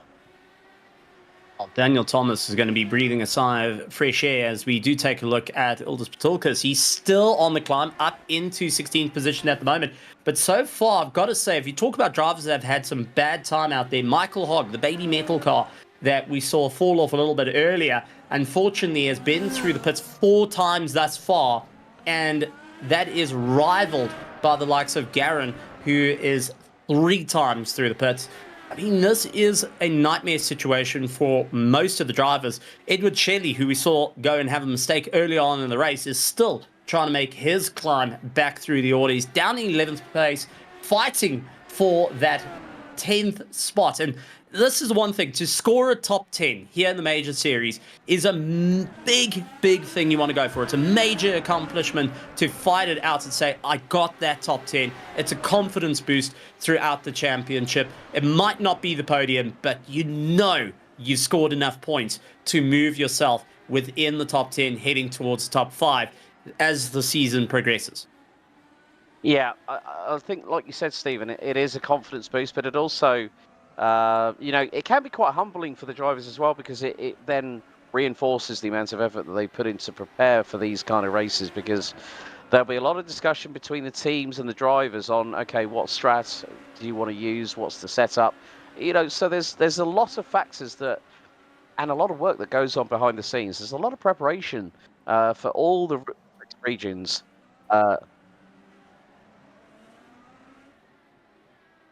That being said, we do have a bit of a guest that's come in, Alex, and I'm going to leave it over to you, because that I'm going to go take a look at the car. Okay, well, looks like we've got Garen Batten with us. Garen, it's not been the easiest run here at Sonoma, hasn't it, unfortunately, my friend? No, this is one of those instances where real life has kind of got in the way. I don't know what day it is, what time zone I'm in, which way's up. I had a trans-Pacific flight delayed by about 30 hours. So I've had about 3 hours sleep in about the last 2 days, I think. Today was just, I wanted to participate just because I love majors. I'm part of the organising committee. But today was always going to be a bit of a write-off. So, yeah. I feel your pain. I mean, like literally, I just jumped in for the remainder of the broadcast, having just gotten off a flight from Bergamo in Italy, and I've just been over in Monza this week. Oh, sorry to cut across you there, but we saw Akash Rajesh just go absolutely spinning off the circuit, big time there. But yeah, I mean, I still have to admire, Garen, that even with the transatlantic flight being delayed by 30 hours and getting only 3 hours sleep. You are an absolute trooper for still jumping in and having the bottle to go in and race. I mean, this is what the majors is all about. It's all about people within the same community. You know, irrespective of the real life situation encroaching on sim racing, we still have to go out there and do what we can, don't we? Yeah, and look, hey, if by some miracle I came in and was quick, then, you know, maybe I would have kept going. But yeah, that was probably unrealistic to even dream of that. But yeah, it's an interesting race. The way I mean, this car track combination was always going to have some people that were really, really fast and some people that weren't, and so obviously the field spread out quite a lot. But yeah, there's plenty of battles going on up and down the field. Plenty of different abilities going on, which is exactly what majors is about. You know, you'll always find a race somewhere. So yeah, it's good to see. Brilliant. Well, you know what? We'll leave you to it, Garen. So hopefully we'll see you next time out. But as again, shouts out for the effort, for jumping in, even with the real life getting in the way. Anyone you want to give a shout out to before we let you go, buddy? Oh, I don't even. I'll just stumble over names or whatever. Thanks, everyone. Thanks, majors. Have a good one. I hope the rest of the race is good. And yeah, I'll catch you for the next one. And hopefully I'll be more human. Brilliant. Thank you very much to Garen Batten from Fusion Gold Euro to having a quick chat with us. I mean, you know, that just goes to show the commitment from our drivers here at the Major Series, Steve. And I mean, a transatlantic flight that gets delayed by 30 hours, 3 hours of natural sleep, and he's still getting behind the wheel. That just shows how much it means, this series, to everybody. And Garen is constantly working in the background here in the majors. I'm surprised he gets sleep at all. He's one of these drivers and admin that just constantly goes at it. And also, if you ever have a question, if you ever concern, if you're trying to figure out how to go a little bit quicker, he's always one that just leans in and says, hey, let me give you a hand as well. I've had it before where he's just gone and said, hey, listen, you're a little bit slow. Let me help you out here. Told me how to get quicker. Haven't gotten any quicker, but he definitely made my teammate get a lot quicker than myself. But that being said, we got to talk about the big problem on hand, because Daniel Thomas lying in third place on circuit, Alex, as far as I remember, is running fourth in the championship. Yes. So when you think about it, Garen is gonna lose places. Oh, Gordon Bennett, Eric Smith, who's also a couple of laps ago set the fastest lap of the race again, a 1:15.327. He is all over the rear wing, across the stripe, into T1. Could this be the moment where? Oh, nobody's lost it. Up the hill into T1. Eric Smith. 360s, the 5.56, whilst chasing down the Welshman Daniel Thomas. Oh, it might have been that aero wash and that overcommitment through that turn one, that sweeping uphill left-hander, and it just caught him out a little bit. Trying to get a little bit closer, right to the rear, and unfortunately just has the rear snap out underneath him. Does, however, save it. The tires aren't going to be too happy about that. But I'm also looking at the nose of the car. It isn't looking too great out there. And I wonder if he hasn't had that little bit of a moment that's gone and taken some of the life out of it. And just a fraction of loss of aero on these cars makes it quite unbalanced. That's one thing you've got to point out is these cars, you take away the nose, the front wing, and you leave the rear wing, it actually lands up just seesawing the whole time under braking. So just a little bit of aero damage on the nose goes and creates a different effect where it's more pressure being put on the rear. You start having that a bit of an issue, and then all of a sudden it snaps back underneath you. You're not having an easy time out there as the balance is completely off. Yeah, as we've got Ross Banfield getting through on Tom Guest, who's the leading Sport Silver driver in the major standings in the European division, currently running P11 on 710 points.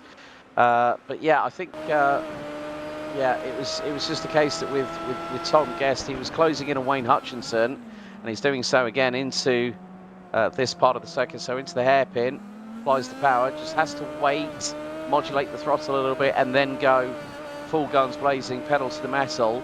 But then he, coming out of that hairpin, he lost a bit of time to, as we are seeing some pit stops now, Cameron Brown and Gary Thomas have just come into pit lane on their 52nd lap, of this race. We're still about 6 to 7 laps away, maybe, for the leaders to come in. And Eric Smith's spin has cost him big time. It's promoted Trevor Wawrowski and David Baker up to 4th and 5th. So maybe the damage limitation plan that Trevor Wawrowski has is starting to work its magic a little bit, because now he finds himself about, what, 15 seconds behind this man here. SimRace Sweden Esports' very own Jesper Eriksson, who is closing that gap to Ross Banfield. So Eriksson last time around did a low 16.0, Banfield a high 16.5. So the race is on for the overall lead of this event here at Sonoma. Eriksson is actually also making a little bit of mistakes. So I'm wondering if the fatigue's starting to kick in, as we do see the car starting to snap a little bit on him, and he's having to fight the wheel, try and keep it all in check. And I mean, this is a circuit that if you take your eye off the ball just for a minute second, it makes life rather difficult. And we've seen drivers succumbing to that. But I want to talk about a big thing here. Our top 8 are within the lead lap of one another. A little bit further down, however, the drivers are a little bit off the pace. And this is quite an interesting time for many drivers to figure out what they need to do to get that final pit stop going, because we saw pit stops. Lap 30 was the main thing, as Jesper Eriksson going and setting the fastest lap time of the race, 1:15.2, and he's going to be quite happy about that. But we're into the crucial stages. Final pit stops need to be done, and I do think Eriksson is pushing a little bit too hard at the moment and going to be compromising himself. If a mistake happens now, this plays into the hands of Wawrowski quite quickly and can turn the tide of the championship. Yeah, and it's also going to help Daniel Thomas as well, let's not forget, because he's running P3 at the moment. He's 8.5 seconds behind the Swede. But yeah, I kind of agree with you, to be honest, Stephen, because Jesper, he needs to sort of keep the consistency going, but not put the all outright fastest laps of the race in at this stage of the competition. Especially when, as you said, mental, physical fatigue, you know, muscles will start to tighten up, possibly cramp, and it's not just your legs when you're activating the brake and the throttle pedal. It's also the fact you've got the direct drive, you've got the force feedback to contend with, your upper body, your core is going to be working overtime, and this is a very, very brutal track. You really haven't got much time to breathe here at Sonoma, so you're constantly on edge, you're on the limit of adhesion. And on that particular occasion, Ross Banfield just clawed another 10th back from the Swede. So Daniel Thomas now pits on lap 56. So that is the first of the pit stops we're seeing at this latter stage. And that'll be his last pit stop that will take the Welshman to the checkered quite easily. This may be the undercut that's actually needed. So Daniel going and taking a bit of a gamble here for an undercut to try and see if he could get ahead of Wawrowski and Eriksson. But that being said, he's got to keep an eye on Eric Smith, who also pitted a little bit earlier and will be the main driver of concern, trying to make up some time. So Daniel Thomas coming out of pit lane and has got a clear circuit, is now in for the undercut, lying in 4th place, hoping to make it work. And this is going to be a wild drive on his part to move up through the order. I've got to say, it is a tough time, but Jesper Eriksson, however, I think has got the red mist coming down. He's starting to focus that he's not in first place. He's gunning for Ross Banfield, who wants to give it everything he's got. Ross Banfield pulls into the pits, and there is unfortunately a Fusion car that is broken off on the side on the right hand into turn 1. So not quite ideal. And that's Aldous. Again. Yeah, Aldous again. Oh man. That's heart-wrenching. And that was the spare chassis. Done, dusted, game over. Down 13 positions from where he started and was looking on for a great drive. Unfortunately, didn't work out in his favor. The question is now, is Daniel Thomas a lot closer to Ross Banfield to move up into 3rd place? And it doesn't look like it. Ross Banfield manages to hold 3rd place. Jesper Eriksson leads the race with 16 seconds over Wawrowski. Banfield is 16 seconds behind the likes of Wawrowski. And then you have got Daniel Thomas, who tried the undercut, didn't work, however. Yeah, the big question is when will Jesper Eriksson dive into pit lane? The same with Trevor Wawrowski, because the pit stops that we've seen, Ross Banfield nearly on his marks in the pit lane, and this is not, folks, including the transit time at the allocated pit lane speed limit. 8.27 seconds for Ross Banfield, 8.15 seconds for Daniel Thomas. So the Welshman slightly quicker on facilitating the pit. Trevor Wawrowski had he dodged a bullet there. Had to get past one of the Fusion Gold cars. As here is Ross Banfield, as he's going to try and see if he can do what he can, and he's got one of the other. I think that looks like Oscar Fredriksson, I would believe, in the number 12 car. As Banfield is going to carry on for another lap. So there are a couple of... Well, Banfield's now up into second because Wawrowski's just pitted. So it's dependent. Is Jesper Eriksson going to do another stint where he pitted for the first time on lap 50? Will he go another 30 laps? We're on the cusp of him completing his 29th lap of this stint. So if he does decide to dive into pit lane, it'll give the Swede a little bit of a respite, just a possibility to catch his breath, get a little bit of hydration on board. Now, is he going to go straight on into the pits? No, he's going to go and do... Now, can he do more than 30 laps? That's the big question, because if he can do more than... If he can do 31 at a push, maybe 32, depending on how much fuel has been saved, if he's had to use... And another fastest lap of the race, 1:15.237. It's like Jesper Eriksson has just flicked the switch.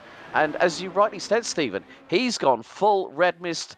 Attack, and forget about the defending against the opposition. He's going for it. Well, at the moment, he's going to be scoring 250 points. Daniel Thomas will be scoring 225 points for the championship. And then you got Eric Smith sitting with 213 points for his championship. I mean, there is so many points to play here. There is so many opportunities to move through the order. Jesper Eriksson is hoping that he can score as much as possible. He's pushing as hard as he can. I don't think he's fuel saving at this point. I think he's just trying to run the laps down, make it as empty as possible, try and extend the gap. He knows that Ross Banfield is essentially the buffer between himself and Daniel Thomas, who's fourth in the championship. Banfield won't be scoring points, but will be a nice bit of security to ensure that none of the other drivers are going to have an easy time to get round. Yeah, so now here comes the blue touch paper moment. Ross Banfield, that gap is coming down. Eriksson just on transit time into pit lane. He's going to come around the corner. I think this is going to be possibly enough for Banfield to maybe take the lead, but as we said earlier on, he is not a season pass holder. Eriksson now pulls onto his marks. How quick is this pit stop going to be? It could be around about the 7.5 second mark. No, it's gone 8.7. Eriksson lights up the rear tyres, and now it's time to get off of the pit lane limiter. He is ahead of Ross Banfield. Eriksson's made it work, and he retains the race lead with 20 to go here at Sonoma. 3 seconds up the road. Now the question is, can Ross Banfield close up to Eriksson, who needs to generate just a little bit of heat into those tyres? He hasn't had a change of tyres by the looks of it, but he is starting to feel pressure from the 34 that's also trying to make a bit of time. That is Edward Shelley, who's just right up the gearbox and filling the mirrors of the likes of Eriksson at the moment. Ross Banfield can be the joker card here. If he gets into a tussle with Eriksson, causing him to lose time, that brings Daniel Thomas and Eric Smith back into contention.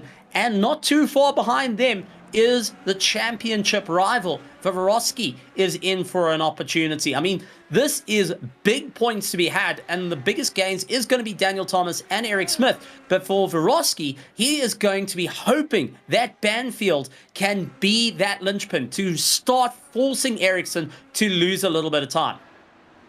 Yeah, and also Wawrowski's picked up the pace. Last time around, he was half a second quicker than Eric Smith and has got that gap down to 2.67 seconds. So now we are very, very shortly going to have that opportunity to see how hard Trevor Wawrowski is going to want to push here, because this will be a top 5.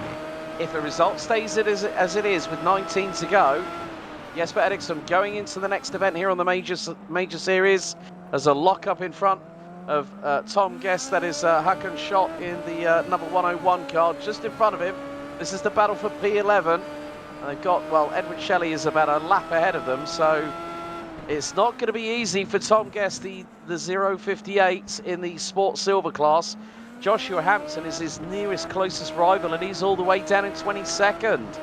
And he's not, Joshua Hampton, I'm going to say this, who's in the Sport Bronze car, Tom Guest now pulls into pit lane at the last moment on his 60th lap. So, yeah, this is now, how much does Rowski want it? This is Pateklis's demise, I fear. Oh, on the accelerator, back end steps out to the left, front end goes straight into the tyre barrier, and that is all she wrote for the Latvian.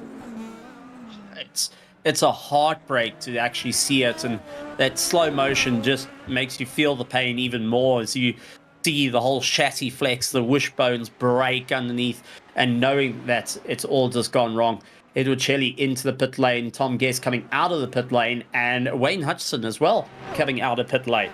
So drivers trying to move forward up through the order. Cameron Brown, who has been in a fight all race long, has to deal with Hakan Schott just ahead. Now, this is going to be an interesting time as Cameron has got some tremendous pace, but he also lands up falling off a bit of time. And when pressure starts to creep in, he tends to overcook it under braking. Can he try and tame it a little bit back, bring it a little bit back, and go after the pass on the likes of Schott just ahead of him, who is just keeping the car firmly planted on the apexes, slowing it down, knocking him off cam, and it's just a little bit too slow to go up a gear, but it's also too high to go down a gear, and it just leaves you in this little bit of a lazy middle, taking a lot of the torque out of these cars because they are naturally high revving machines. Well, in the meantime, look at the gap between Eriksson and Banfield. That gap has been coming down. Ross Banfield is on the march. He was nearly a second quicker than the Swede on the previous lap. The gap now down to 0.6 of a second with 18 to go on the lap counter, and a personal best for Banfield. He's just taken another 4.5 tenths off of Eriksson, so the gap's now down to half a second. This is what I think Vrovsky was waiting for, an opportunity where one of his chief rivals, the one who is level on points with him on 933 apiece, Eriksson now has to try and be the sponge, soaking up the pressure, because he's got to try and make it as difficult as possible for Ross Banfield to get past. Daniel Holmer in the 79 has just come in for a pit stop on lap 63, and so that is going to be his final pit stop of the race. But yeah, again, Hakan Schott and Cameron Brown still dueling like two medieval knights for that 11th spot on the leaderboard. But yeah, I mean, Banfield and Eriksson, it could be very, very exciting. Maybe in the next couple of laps, but Banfield's lost a little bit of time. The gap's now expanded to about 0.7 of a second. So Eriksson is trying to control proceedings, and Banfield wants to upset the apple cart. Well, Ross Banfield is sitting in the American Championship. He's lying in 9th position. What a statement to go and beat out the current leader of the championship in the European division. I mean, this is something that is going to be a bit of a wild one. And not to take anything away from Ross, he scored 2 top 5s this season alone, and now trying to make the impact here in the European division. It's got to say, you're not playing for points, but it's definitely a confidence boost, and it is a warning to the Europeans of, hey, listen, if I want to enter your championship, I can be a championship contender as well. And I think Ross is starting to show the intent here as he keeps the pressure on the likes of Eriksson and forcing a mistake. This is Ross Banfield showing his hand and saying, I'm here to take the fight to you from the American Championship up against the current leader of the European Championship. When you think about it, good point by Joe Homan in the YouTube chat. Ross won the Euro Majors champion title in 2023. So he's no stranger to this region of the Majors Series, as we are seeing running on board with the man himself, the 709 from the United States. And he is going up turn 1 with a big rate of speed. New fastest lap by the American, 1:15. 1:04.062. That is nearly a tenth and a half quicker than the lap just set by Eric Smith in 4th position. Ericsson has got it all to do, and at this point, it's Ross Banfield's opportunity to say to everybody, look, I'm back, and it's time for Jesper Ericsson to say, okay, I know you're here not to just make up the numbers, but I'm just going to show you how credible I am behind the wheel.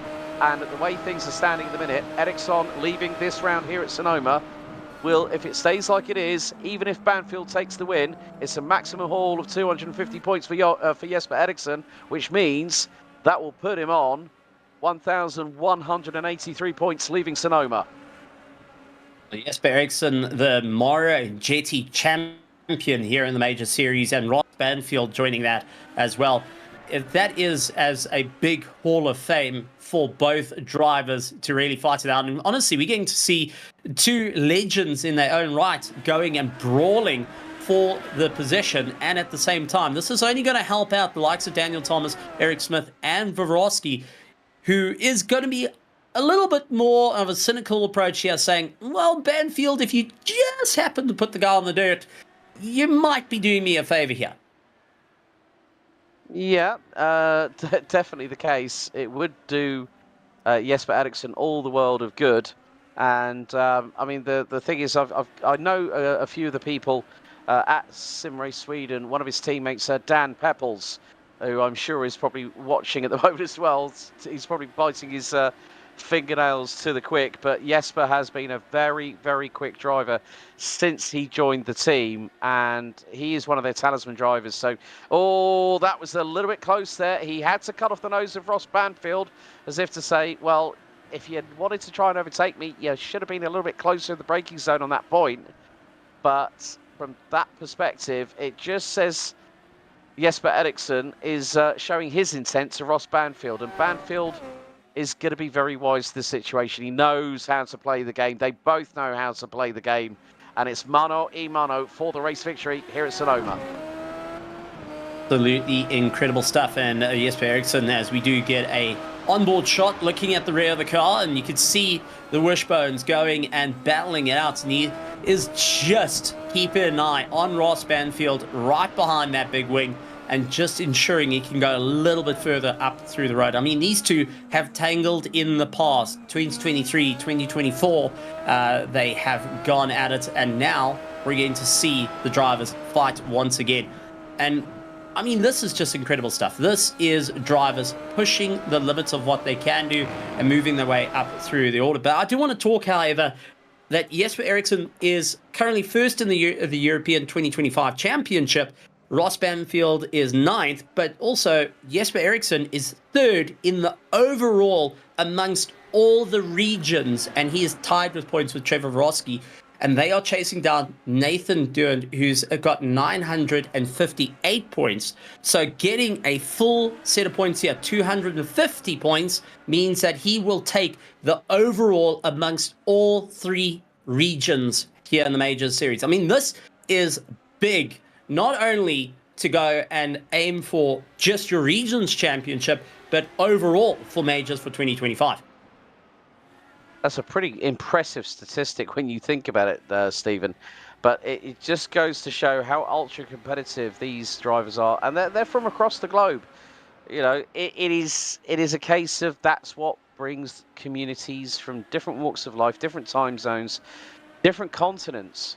And they're all here for the same love, which is to go absolutely flat out on track. And, well, I cannot just believe it. We've just had the first sub 1 minute 15 of the race, and it's this man here, Eric Smith. He's just a couple of laps ago put in a 1:49.80, but still, that's not enough to help him catch up and try and pass the Welshman in front of him, Daniel Thomas, who still is holding on to that 3rd spot, but will be net 2nd when it comes to the points when the results have been fully classified and ratified thereof. But again, Banfield and Ericsson now have, again, back marker traffic to deal with. Now, this can either be a help or a hindrance to either driver. Ericsson has got to get through it rather quickly, and Banfield has got to keep the pressure on and try and do his best. Now, obviously, in the world of any kind of racing, bit of a twitch there from Ericsson through at the top of the hill at turn 2. That was very, very close indeed from the man from Sweden, and that could have given the lifeline that Ross Banfield has needed. 11 to go, and the race for the lead is still going on like an absolute bonfire. This is getting a bit wild. This is getting crazy. The driver's doing everything they can. Jesper Eriksson having to just dive for passes at the moment. He can't wait and needs to try and break away from Ross Banfield, who is stuck to him like glue. 11 laps to go. Both drivers giving it everything they got, and Ericsson starting to make little mistakes, as we did see a lockup on the right front. And this is getting a bit wild. Ericsson looking in the mirrors. Ross Banfield is throwing everything at him, trying to move up through the order. And for Ericsson to score full points means that he leads the overall championship and the European Championship. For Ross Banfield, he's going to be scoring no points for this race, but it is bragging rights to take on a former rival in the European region. I mean, this is just going to be a light battle between them. And as we get towards the final 5 laps, I think this is where we're going to see gloves come off. It's going to be a brawl. We're going to see the sense. We're going to have to see it work out. It's the same as Eric Smith going to be making an attack on Daniel Thomas for that 3rd place. As we do see Ross Banfield up on the inside, forces Ericsson out wide. Ericsson down into 2nd place. And this is going to be changing things up. We have got to fight for 1st, 2nd, 3rd, and 4th place currently on circuit. Wow, well, Ross Banfield showed his intent, but here comes Jesper Eriksson. They're going to go into the hairpin now. Eriksson to the outside of Banfield. Oh, they nearly clash sidewalls. Will the Swede get the traction out of the corner? And he retakes the lead. It's such impressive overtaking prowess at the hairpin. Eriksson does a number, returns the favour to Banfield. 10 to go. The race is clearly alive here at Sonoma. Great stuff. Absolutely amazing. And Eriksson had to really take a deep breath there to try and get the pass to happen. I mean, this has been a wild, wild moment for them, and absolutely giving it horns right the way through. And it's not done yet. I mean, this is going to be a bit of a wild drive for him. And I do want to point out that Ross Banfield, if he wants to score points for his championship, has to race a little bit later around Miami, which is a completely different circuit. So maybe trying to get his little bit of a warm-up now, taking on the champion in Europe. I mean, this is just incredible as he keeps trying every bit to put the nose in to just see if there's got to be an opportunity. He gets so close to the gearbox of Jesper Eriksson, who is just holding on by a hair at the moment. Yeah, I mean, the thing is that it doesn't matter what's the curriculum vitae that the driver behind you has. If you could make an intent like that, I mean, I'd love to see a replay of that outside maneuver again from Jesper Eriksson through at the hairpin. It was just absolutely sublime. It was just like, it was bold, it was brave, it was beautiful. And it just goes to show that when you are on the cusp of just, I mean, it was definitely a popcorn related moment at that point. But it was just the case that Eriksson had the confidence, and he said, well, Ross Banfield went, okay, Jesper, let's go. Let's get the elbows out, shall we? And that's exactly what Banfield did. And Eriksson did exactly what he wanted. Here comes the GSRC replay. So into the hairpin, Eriksson, and look, he goes late on the brakes, opens up the steering on the hairpin, gives enough room for Banfield to hit the apex, and then gets the traction down early. He timed that perfectly and knew that if he got the run on Banfield round the outside, he would have a 50-50 chance of making it. And by God, did he make that work. It was absolutely brilliant. But it is coming down to this moment. We've just come through, I think, turn 7, and now it's going to be at the far part. We're going to be now going into the twisty stuff here at turn 8, 8A. Then it's going to be the 90 right at 9A coming up very shortly before we go into 10. And then into the final couple of corners before we go over the stripe again. This time around, it's going to be 7 to go. And Eriksson is holding on. 4/10 is the advantage between him and the man that won the Euro Majors back in 2023, the 709 from the USA, Ross Banfield. It's 7 to go, about 15 miles of competitive action, and Ericsson is making it work. Gap now up to 4.5 tenths. I mean, this is going to be a wild one. And remember, Banfield has got nothing to lose in this race other than just losing out on track position, where Ericsson has the championship sitting on a knife's edge. He's got Vavrosky down in 5th place at the moment, would be gaining 4th place in the points by just circulating. And one thing that Ericsson's got to be so cautious of is any late moves. And this is pure red mist at the moment. This is, I'm racing. I'm having fun here, not worrying about the championship. But if he does land up falling out of it, there's 203 points being scored by Vavrosky, and that will still keep him close enough for the championship fight, as it will only be 4 rounds after this, where Ross Banfield is having a huge amount of fun and taking on what essentially will become the leader of the entire championship of majors at this point. And this is going to be a wild one as Ross Banfield look for the inside. Ericsson going and losing the rear, gets flat onto the gas and is desperately holding on to the 1st place. If traffic had to get involved now, I think I wouldn't like to be one of those cars. I think I'll just park off into the dirt and just let the guys go through. As this gets a snap.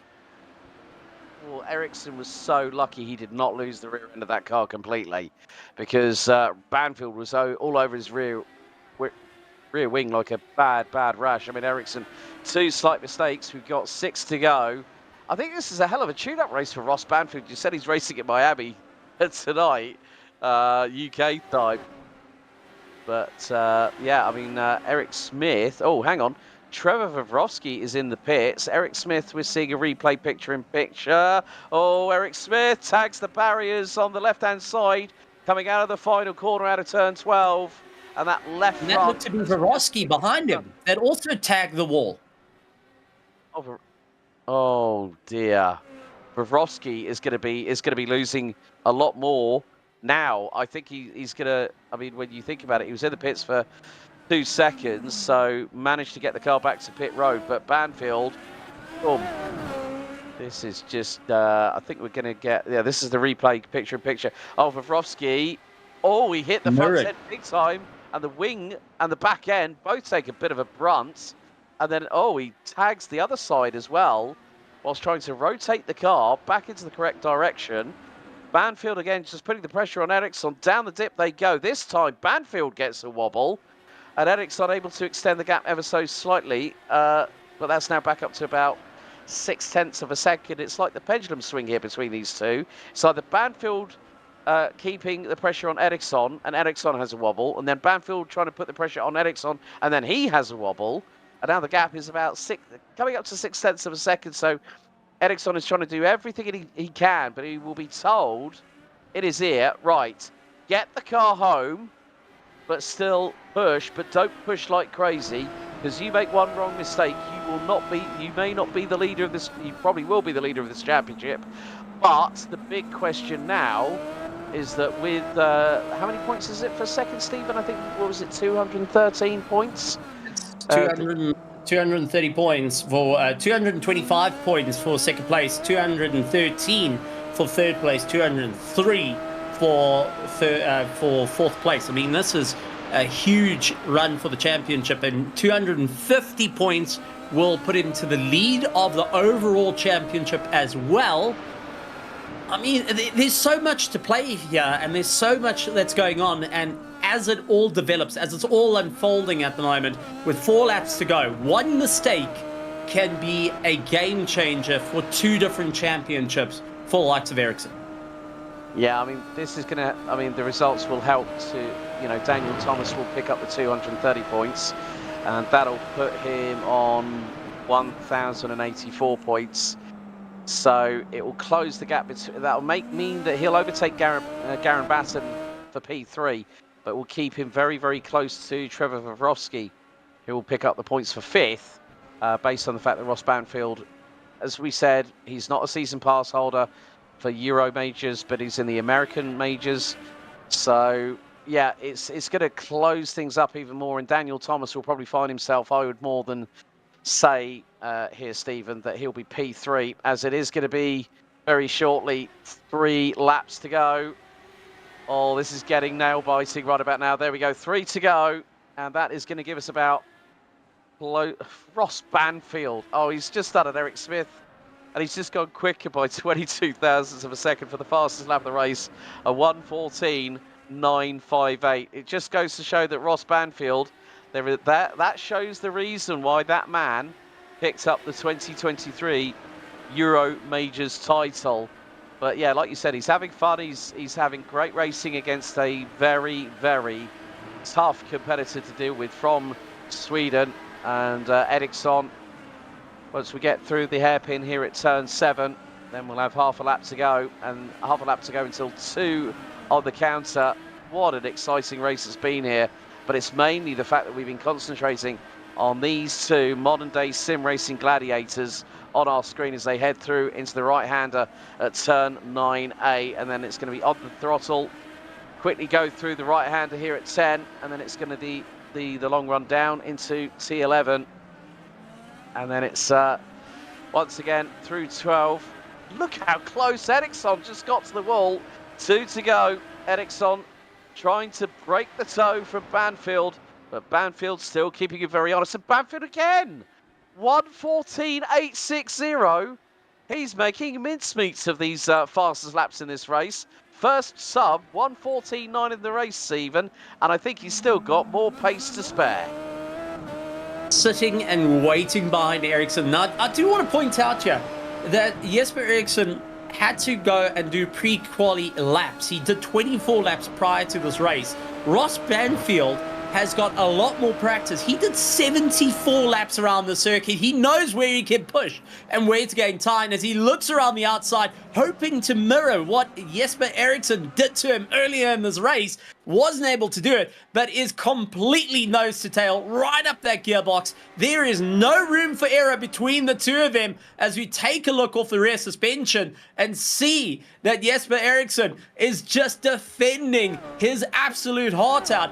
This will be a big thing for Banfield to go and get a win here in the European division. Say, guys, I was a champion in this division for a reason, and taking on the 2024 champion at the moment. I mean, this is an absolute clash of titans as we on to the final lap. And for Jesper Ericsson to get the win, not only overall, but for the championship, this is a big game for him. But Banfield wants to take at least one of the checkered flags away from him, being the overall winner here at Sonoma for round 7 of the Majors Series.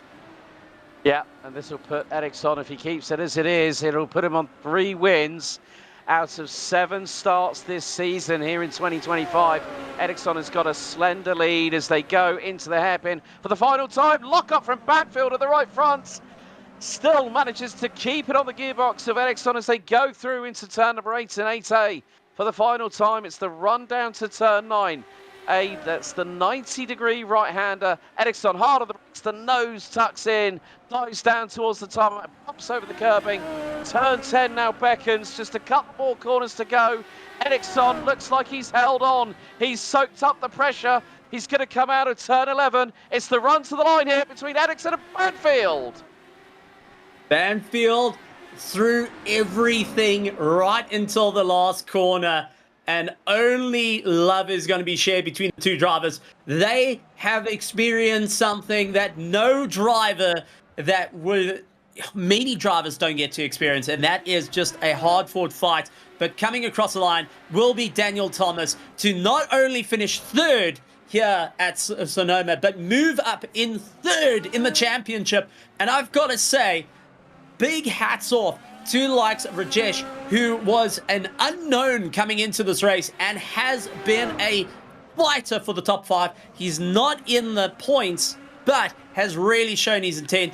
Wayne Hutchinson, however, still taking the fight as he is looking for 15th position at the moment against Tom Guest, just ahead of him. Late on the brakes. Remember, there is a team championship on the play here, and the Dog Bear are fighting it out against the Fusion team, not having an easy time out there. And Wayne Hutchinson trying everything he can late on the anchors, not enough room. but will be taking away some good haul of points for the team. Wow, what a race to... I mean, just to think, folks, 2/10 was all it took between Jesper Eriksson, winner and now new European Major Series leader after event number 7 of the series here at the Grand Prix of Sonoma. But the way that, like, literally, Eriksson coming out ahead of Banfield with what was it, 20 to go, with a 3-second advantage. Banfield closed in, and then it was just an absolute dogfight. But Jesper did such a solid job. But here are all the results here, Stephen, for the for event 7 of the European region of the Majors Series. Jesper Eriksson holding on by 0.1 of a second against Ross Banfield. Daniel J. Thomas will take 3rd place. Eric Smith will take 4th place along with Akesh Rajesh in 5th. Trevor Vrodsky in 6th position. Unfortunately, due to the damage on his car, couldn't score any more points from that. David Baker finishes in 7th. Jeff Schemmer finishes in 8th. Daniel Holmer and Edward Shelley rounds out our top 10 here in the European region. Yeah, and then 11th, Cameron Brown, Hakan Schott, Oscar Fredriksson, Gary Thomas and Tom Guest ran at the top 15, with Wayne Hutchinson, Sebastian Jackson, Carl Graham, Timothy Klaus and Michael Hogg rounding out your top 20. A couple of drivers had a race to forget, one of which was Aldis Puteklis, and then we also had Joshua Hampton, Garen Batten, who we talked to earlier on, one of the men behind the scenes working feverishly as part of the team for the Majors Series, finishes 23rd, 39 laps down, unfortunately, with both cars. A bit of a sight that will not want to be seen by sore eyes, with Brian Scrivener rounding out the 24 runners and riders here at Sonoma. But what a race, what a race. I mean, I'm so glad I jumped on board with this one, Stephen, because it was absolutely brilliant, especially those last 20 laps. It was captivating. It's how racing should be, with 2 gladiators fighting it out tooth and nail right up until the line. Absolutely incredible. And we're going to be having a couple of drivers coming and having a chat with us. And honestly, it's the 2 drivers we've been waiting for. But let's bring in our leader of the European Championship and provisional overall Majors Championship, Jesper Eriksson. Welcome to the commentary box. And my heavens, that was a race of the ages. That is an all-time Majors best. Oh, that was... I forgot to turn down the force feedback, so my arms were absolutely numb at the moment. And the last 15 laps with Ross behind me was tough. It was tough. I mean, take us through this race, because even down to the last lap, Ross was on your gearbox, and a former champion in the European division, and you are getting to fight out a 2023 against a 2024 champion. That was a brawl of note. And we also saw you switch gears halfway through the race, of suddenly not caring about taking things easy. What was going on there? Take us through just that last part of the race where you just clicked. To be honest, throughout the whole race, especially the first stint, it was quite hard to just nail down the lap times, and we did use the wrong tire pressure, so we did nail that after the first tire stop, and that's when it clicked for me. But to have him behind me the entirety of the last stint was it was too much, man. It was such a good fight throughout the last stint. I think he overtook me once, and I overtook him back, and went side by side sometimes, and he did such a good race, and wow, that must have been a good race to watch.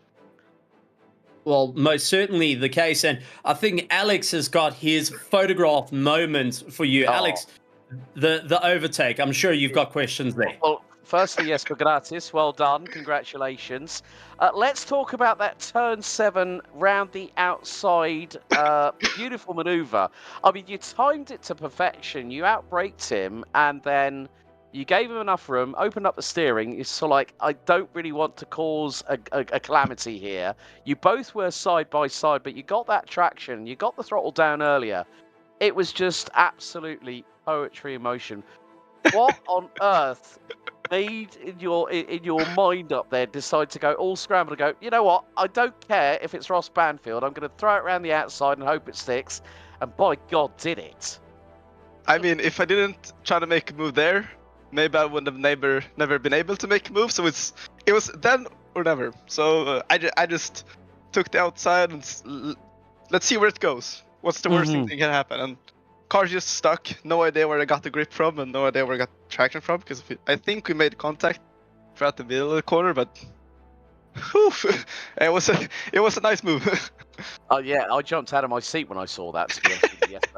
But mate, that was epic. I mean, you don't see it often, but when it happens, it's poetry in motion. But that was a great move, buddy. And that really, after he did that, he threw it up the inside, got the lead off you, and you just thought, I've got to do it, and it just worked out. So well done, a great race, and you soaked up that was a hell of a defensive drive over those last 8 to 10 laps. We was right on your gearbox. We saw it where he was putting you under pressure. You had a little bit of a wobble with the back axle getting a bit squirrely, and then we saw him put you under pressure, and he too had a bit of a moment. So we knew you both were pushing to the absolute limit, but it was a great race and well defended over those last few laps in the final 20 laps, didn't there? Yes, but you definitely deserved the victory, and now new European Masters Majors Championship leader, provisionally leading the overall as well. So well done, buddy. Great job. Thank you so much. Thank you very much. Well, yes, but before we let you go, I've got a question, and this is a big one. 2024, you got third, 26 points, a miss of Ross Banfield for the overall Majors Championship. Are you looking to beat him this time in 2025?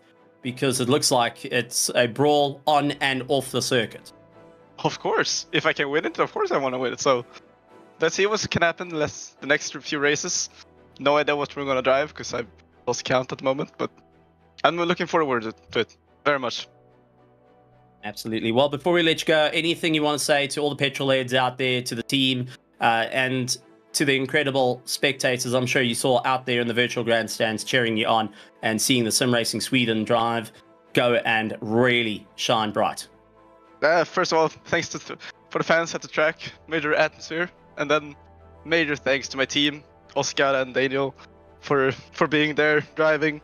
Wasn't their race this time, but just good to have them in talking during the race and having a good chat. Absolutely incredible stuff.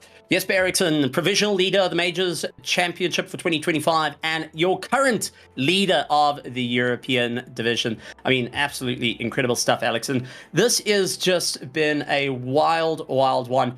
But talking about an incredible run, let's bring in our 2023 European champion, second place in 2024 overall Majors champion, was ahead by 26 points, joined in for the European for Sonoma, and came second by 0.198 across the line. Ross Banfield, welcome to the commentary box. How are you after that race? I'm doing pretty good. I mean, it makes me really appreciate how far iRacing's come with the tire model, because that thing is peaky. It's really hard to get on the power when you're behind someone. Absolutely incredible stuff. I know Alex has quite a few questions after your absolute amazing brawl we saw out on circuit. Yeah, hi Ross, it's Alex. I mean, what a great battle between you and Jesper Eriksson for the win here at Sonoma. Of course, we know you're competing at Miami a little bit later on. I mean, that was one hell of a tune-up race, wouldn't you agree, for you? Yeah, I didn't want to spend too much time on this set since it wasn't for points, but I figured I'd give it a shot because I love open wheel and road, so... It was sort of like, you know, we were seeing you set absolute. I mean, like we saw that you had a little bit of pace to spare when you managed to get it hooked up, but there were times when, you know, you within the last 10 laps we saw you retake the lead from Jesper. And then what was your thought when he decided at turn 7 at the hairpin to just throw the Hail Mary around the outside? Because it got a bit close for comfort between the pair of you, especially with the sidewalls on the Indy cars, didn't it? Yeah, my kind of my role being the guest here is not to interfere with the points race, so I was just trying to be as respectful as I could. I mean, if it was for points, I probably would have raced a little bit harder, but, you know, I figured if he wanted to take that risk, I was going to fight the best that I could, but I didn't want to make contact. That was kind of like the big no-no for me. But also in the offing, I definitely said during the commentary, you had pace to spare because you set the fastest lap of the race at 1:14.86. But man, I mean that was just great. I mean, it's good, as you said, like with regards to not just the time, but also with the competition. The major series, event by event, year on year, gets stronger with the depth and breadth of competitors from around the world here on the iRacing service.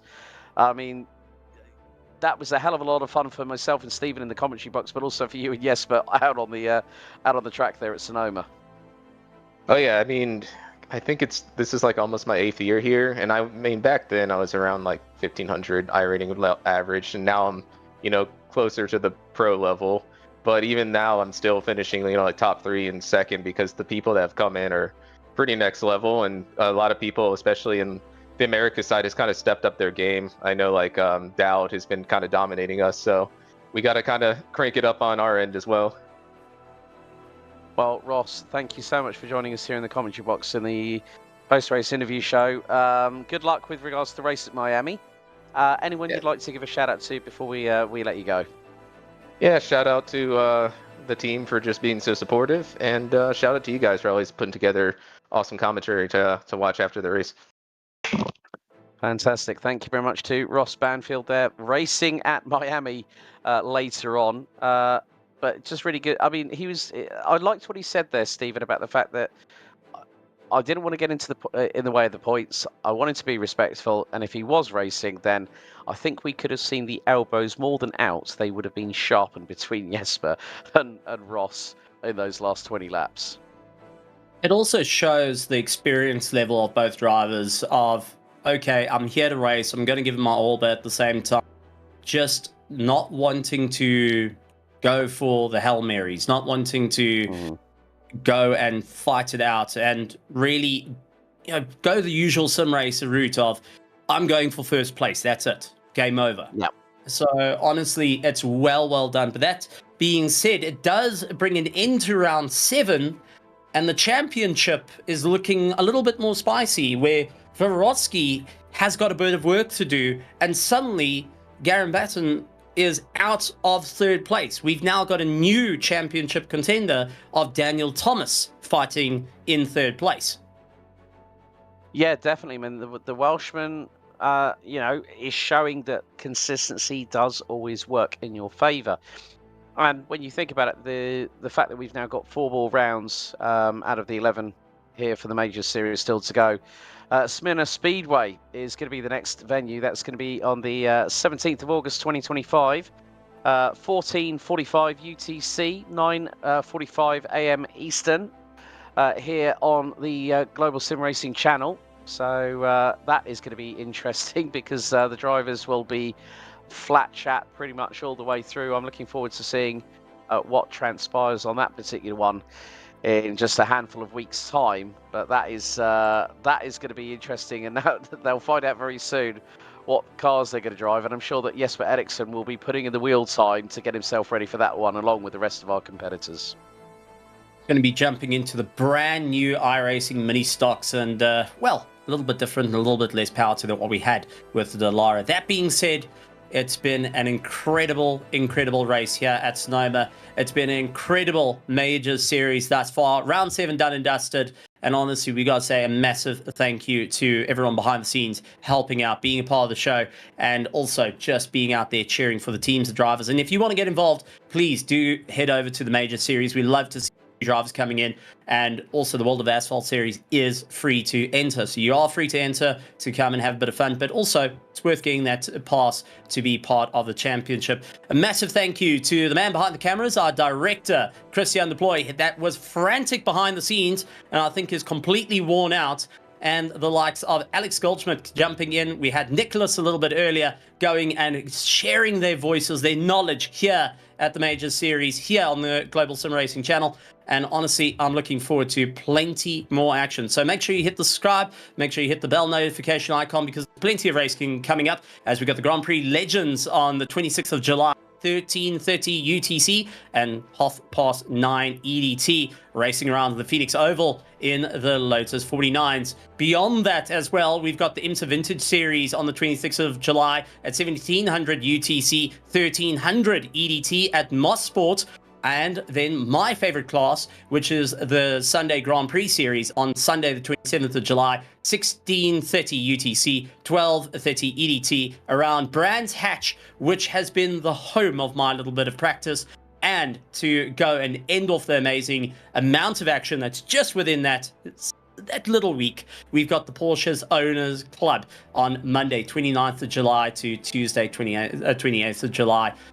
At 01:55 UTC, 21:55 EDT, around the legendary Spa-Francorchamps. If you're not tired of the circuit, well, racing those Porsches is definitely going to be an absolute perfection for the week. But Alex, thank you so much for jumping in the commentary box. It's been absolutely incredible. Also to Nicholas going and jumping in a bit earlier, but man, oh man, I'm excited to see where this championship goes and how the racing is going to continue. So, ladies and gentlemen, boys and girls, make sure you enjoy. Make sure you hit that subscribe, the bell notification icon. And like always, good morning, good afternoon, good evening, and good night, everybody.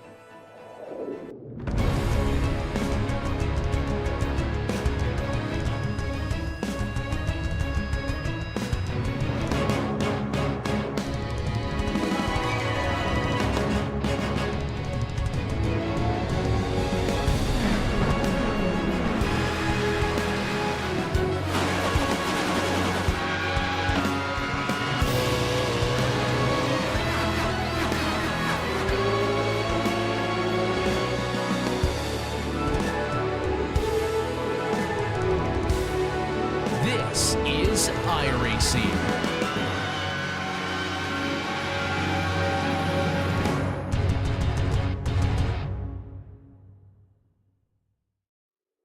Hey, you know that guy who just before the green flag keys up his mic and asks, "Anybody got a setup?" Well, this is him. This is Adam, and hey, Adam needs some help. On the other hand, this guy over here, this is Steve. Steve is a solid racer and he knows his way around the garage. Steve's problem is time. With a job and a family, he can't find enough time to build competitive setups and to race as often as he likes. But as luck would have it, Steve knows a secret. He lets the Majors Garage crew chiefs do the setup work so he can focus on the racing. At majorsgarage.com, Steve can get setups for over 60 cars on the iRacing service. So no matter what series he wants to jump into, he is covered. Anybody really should tell Adam. See you at the garage.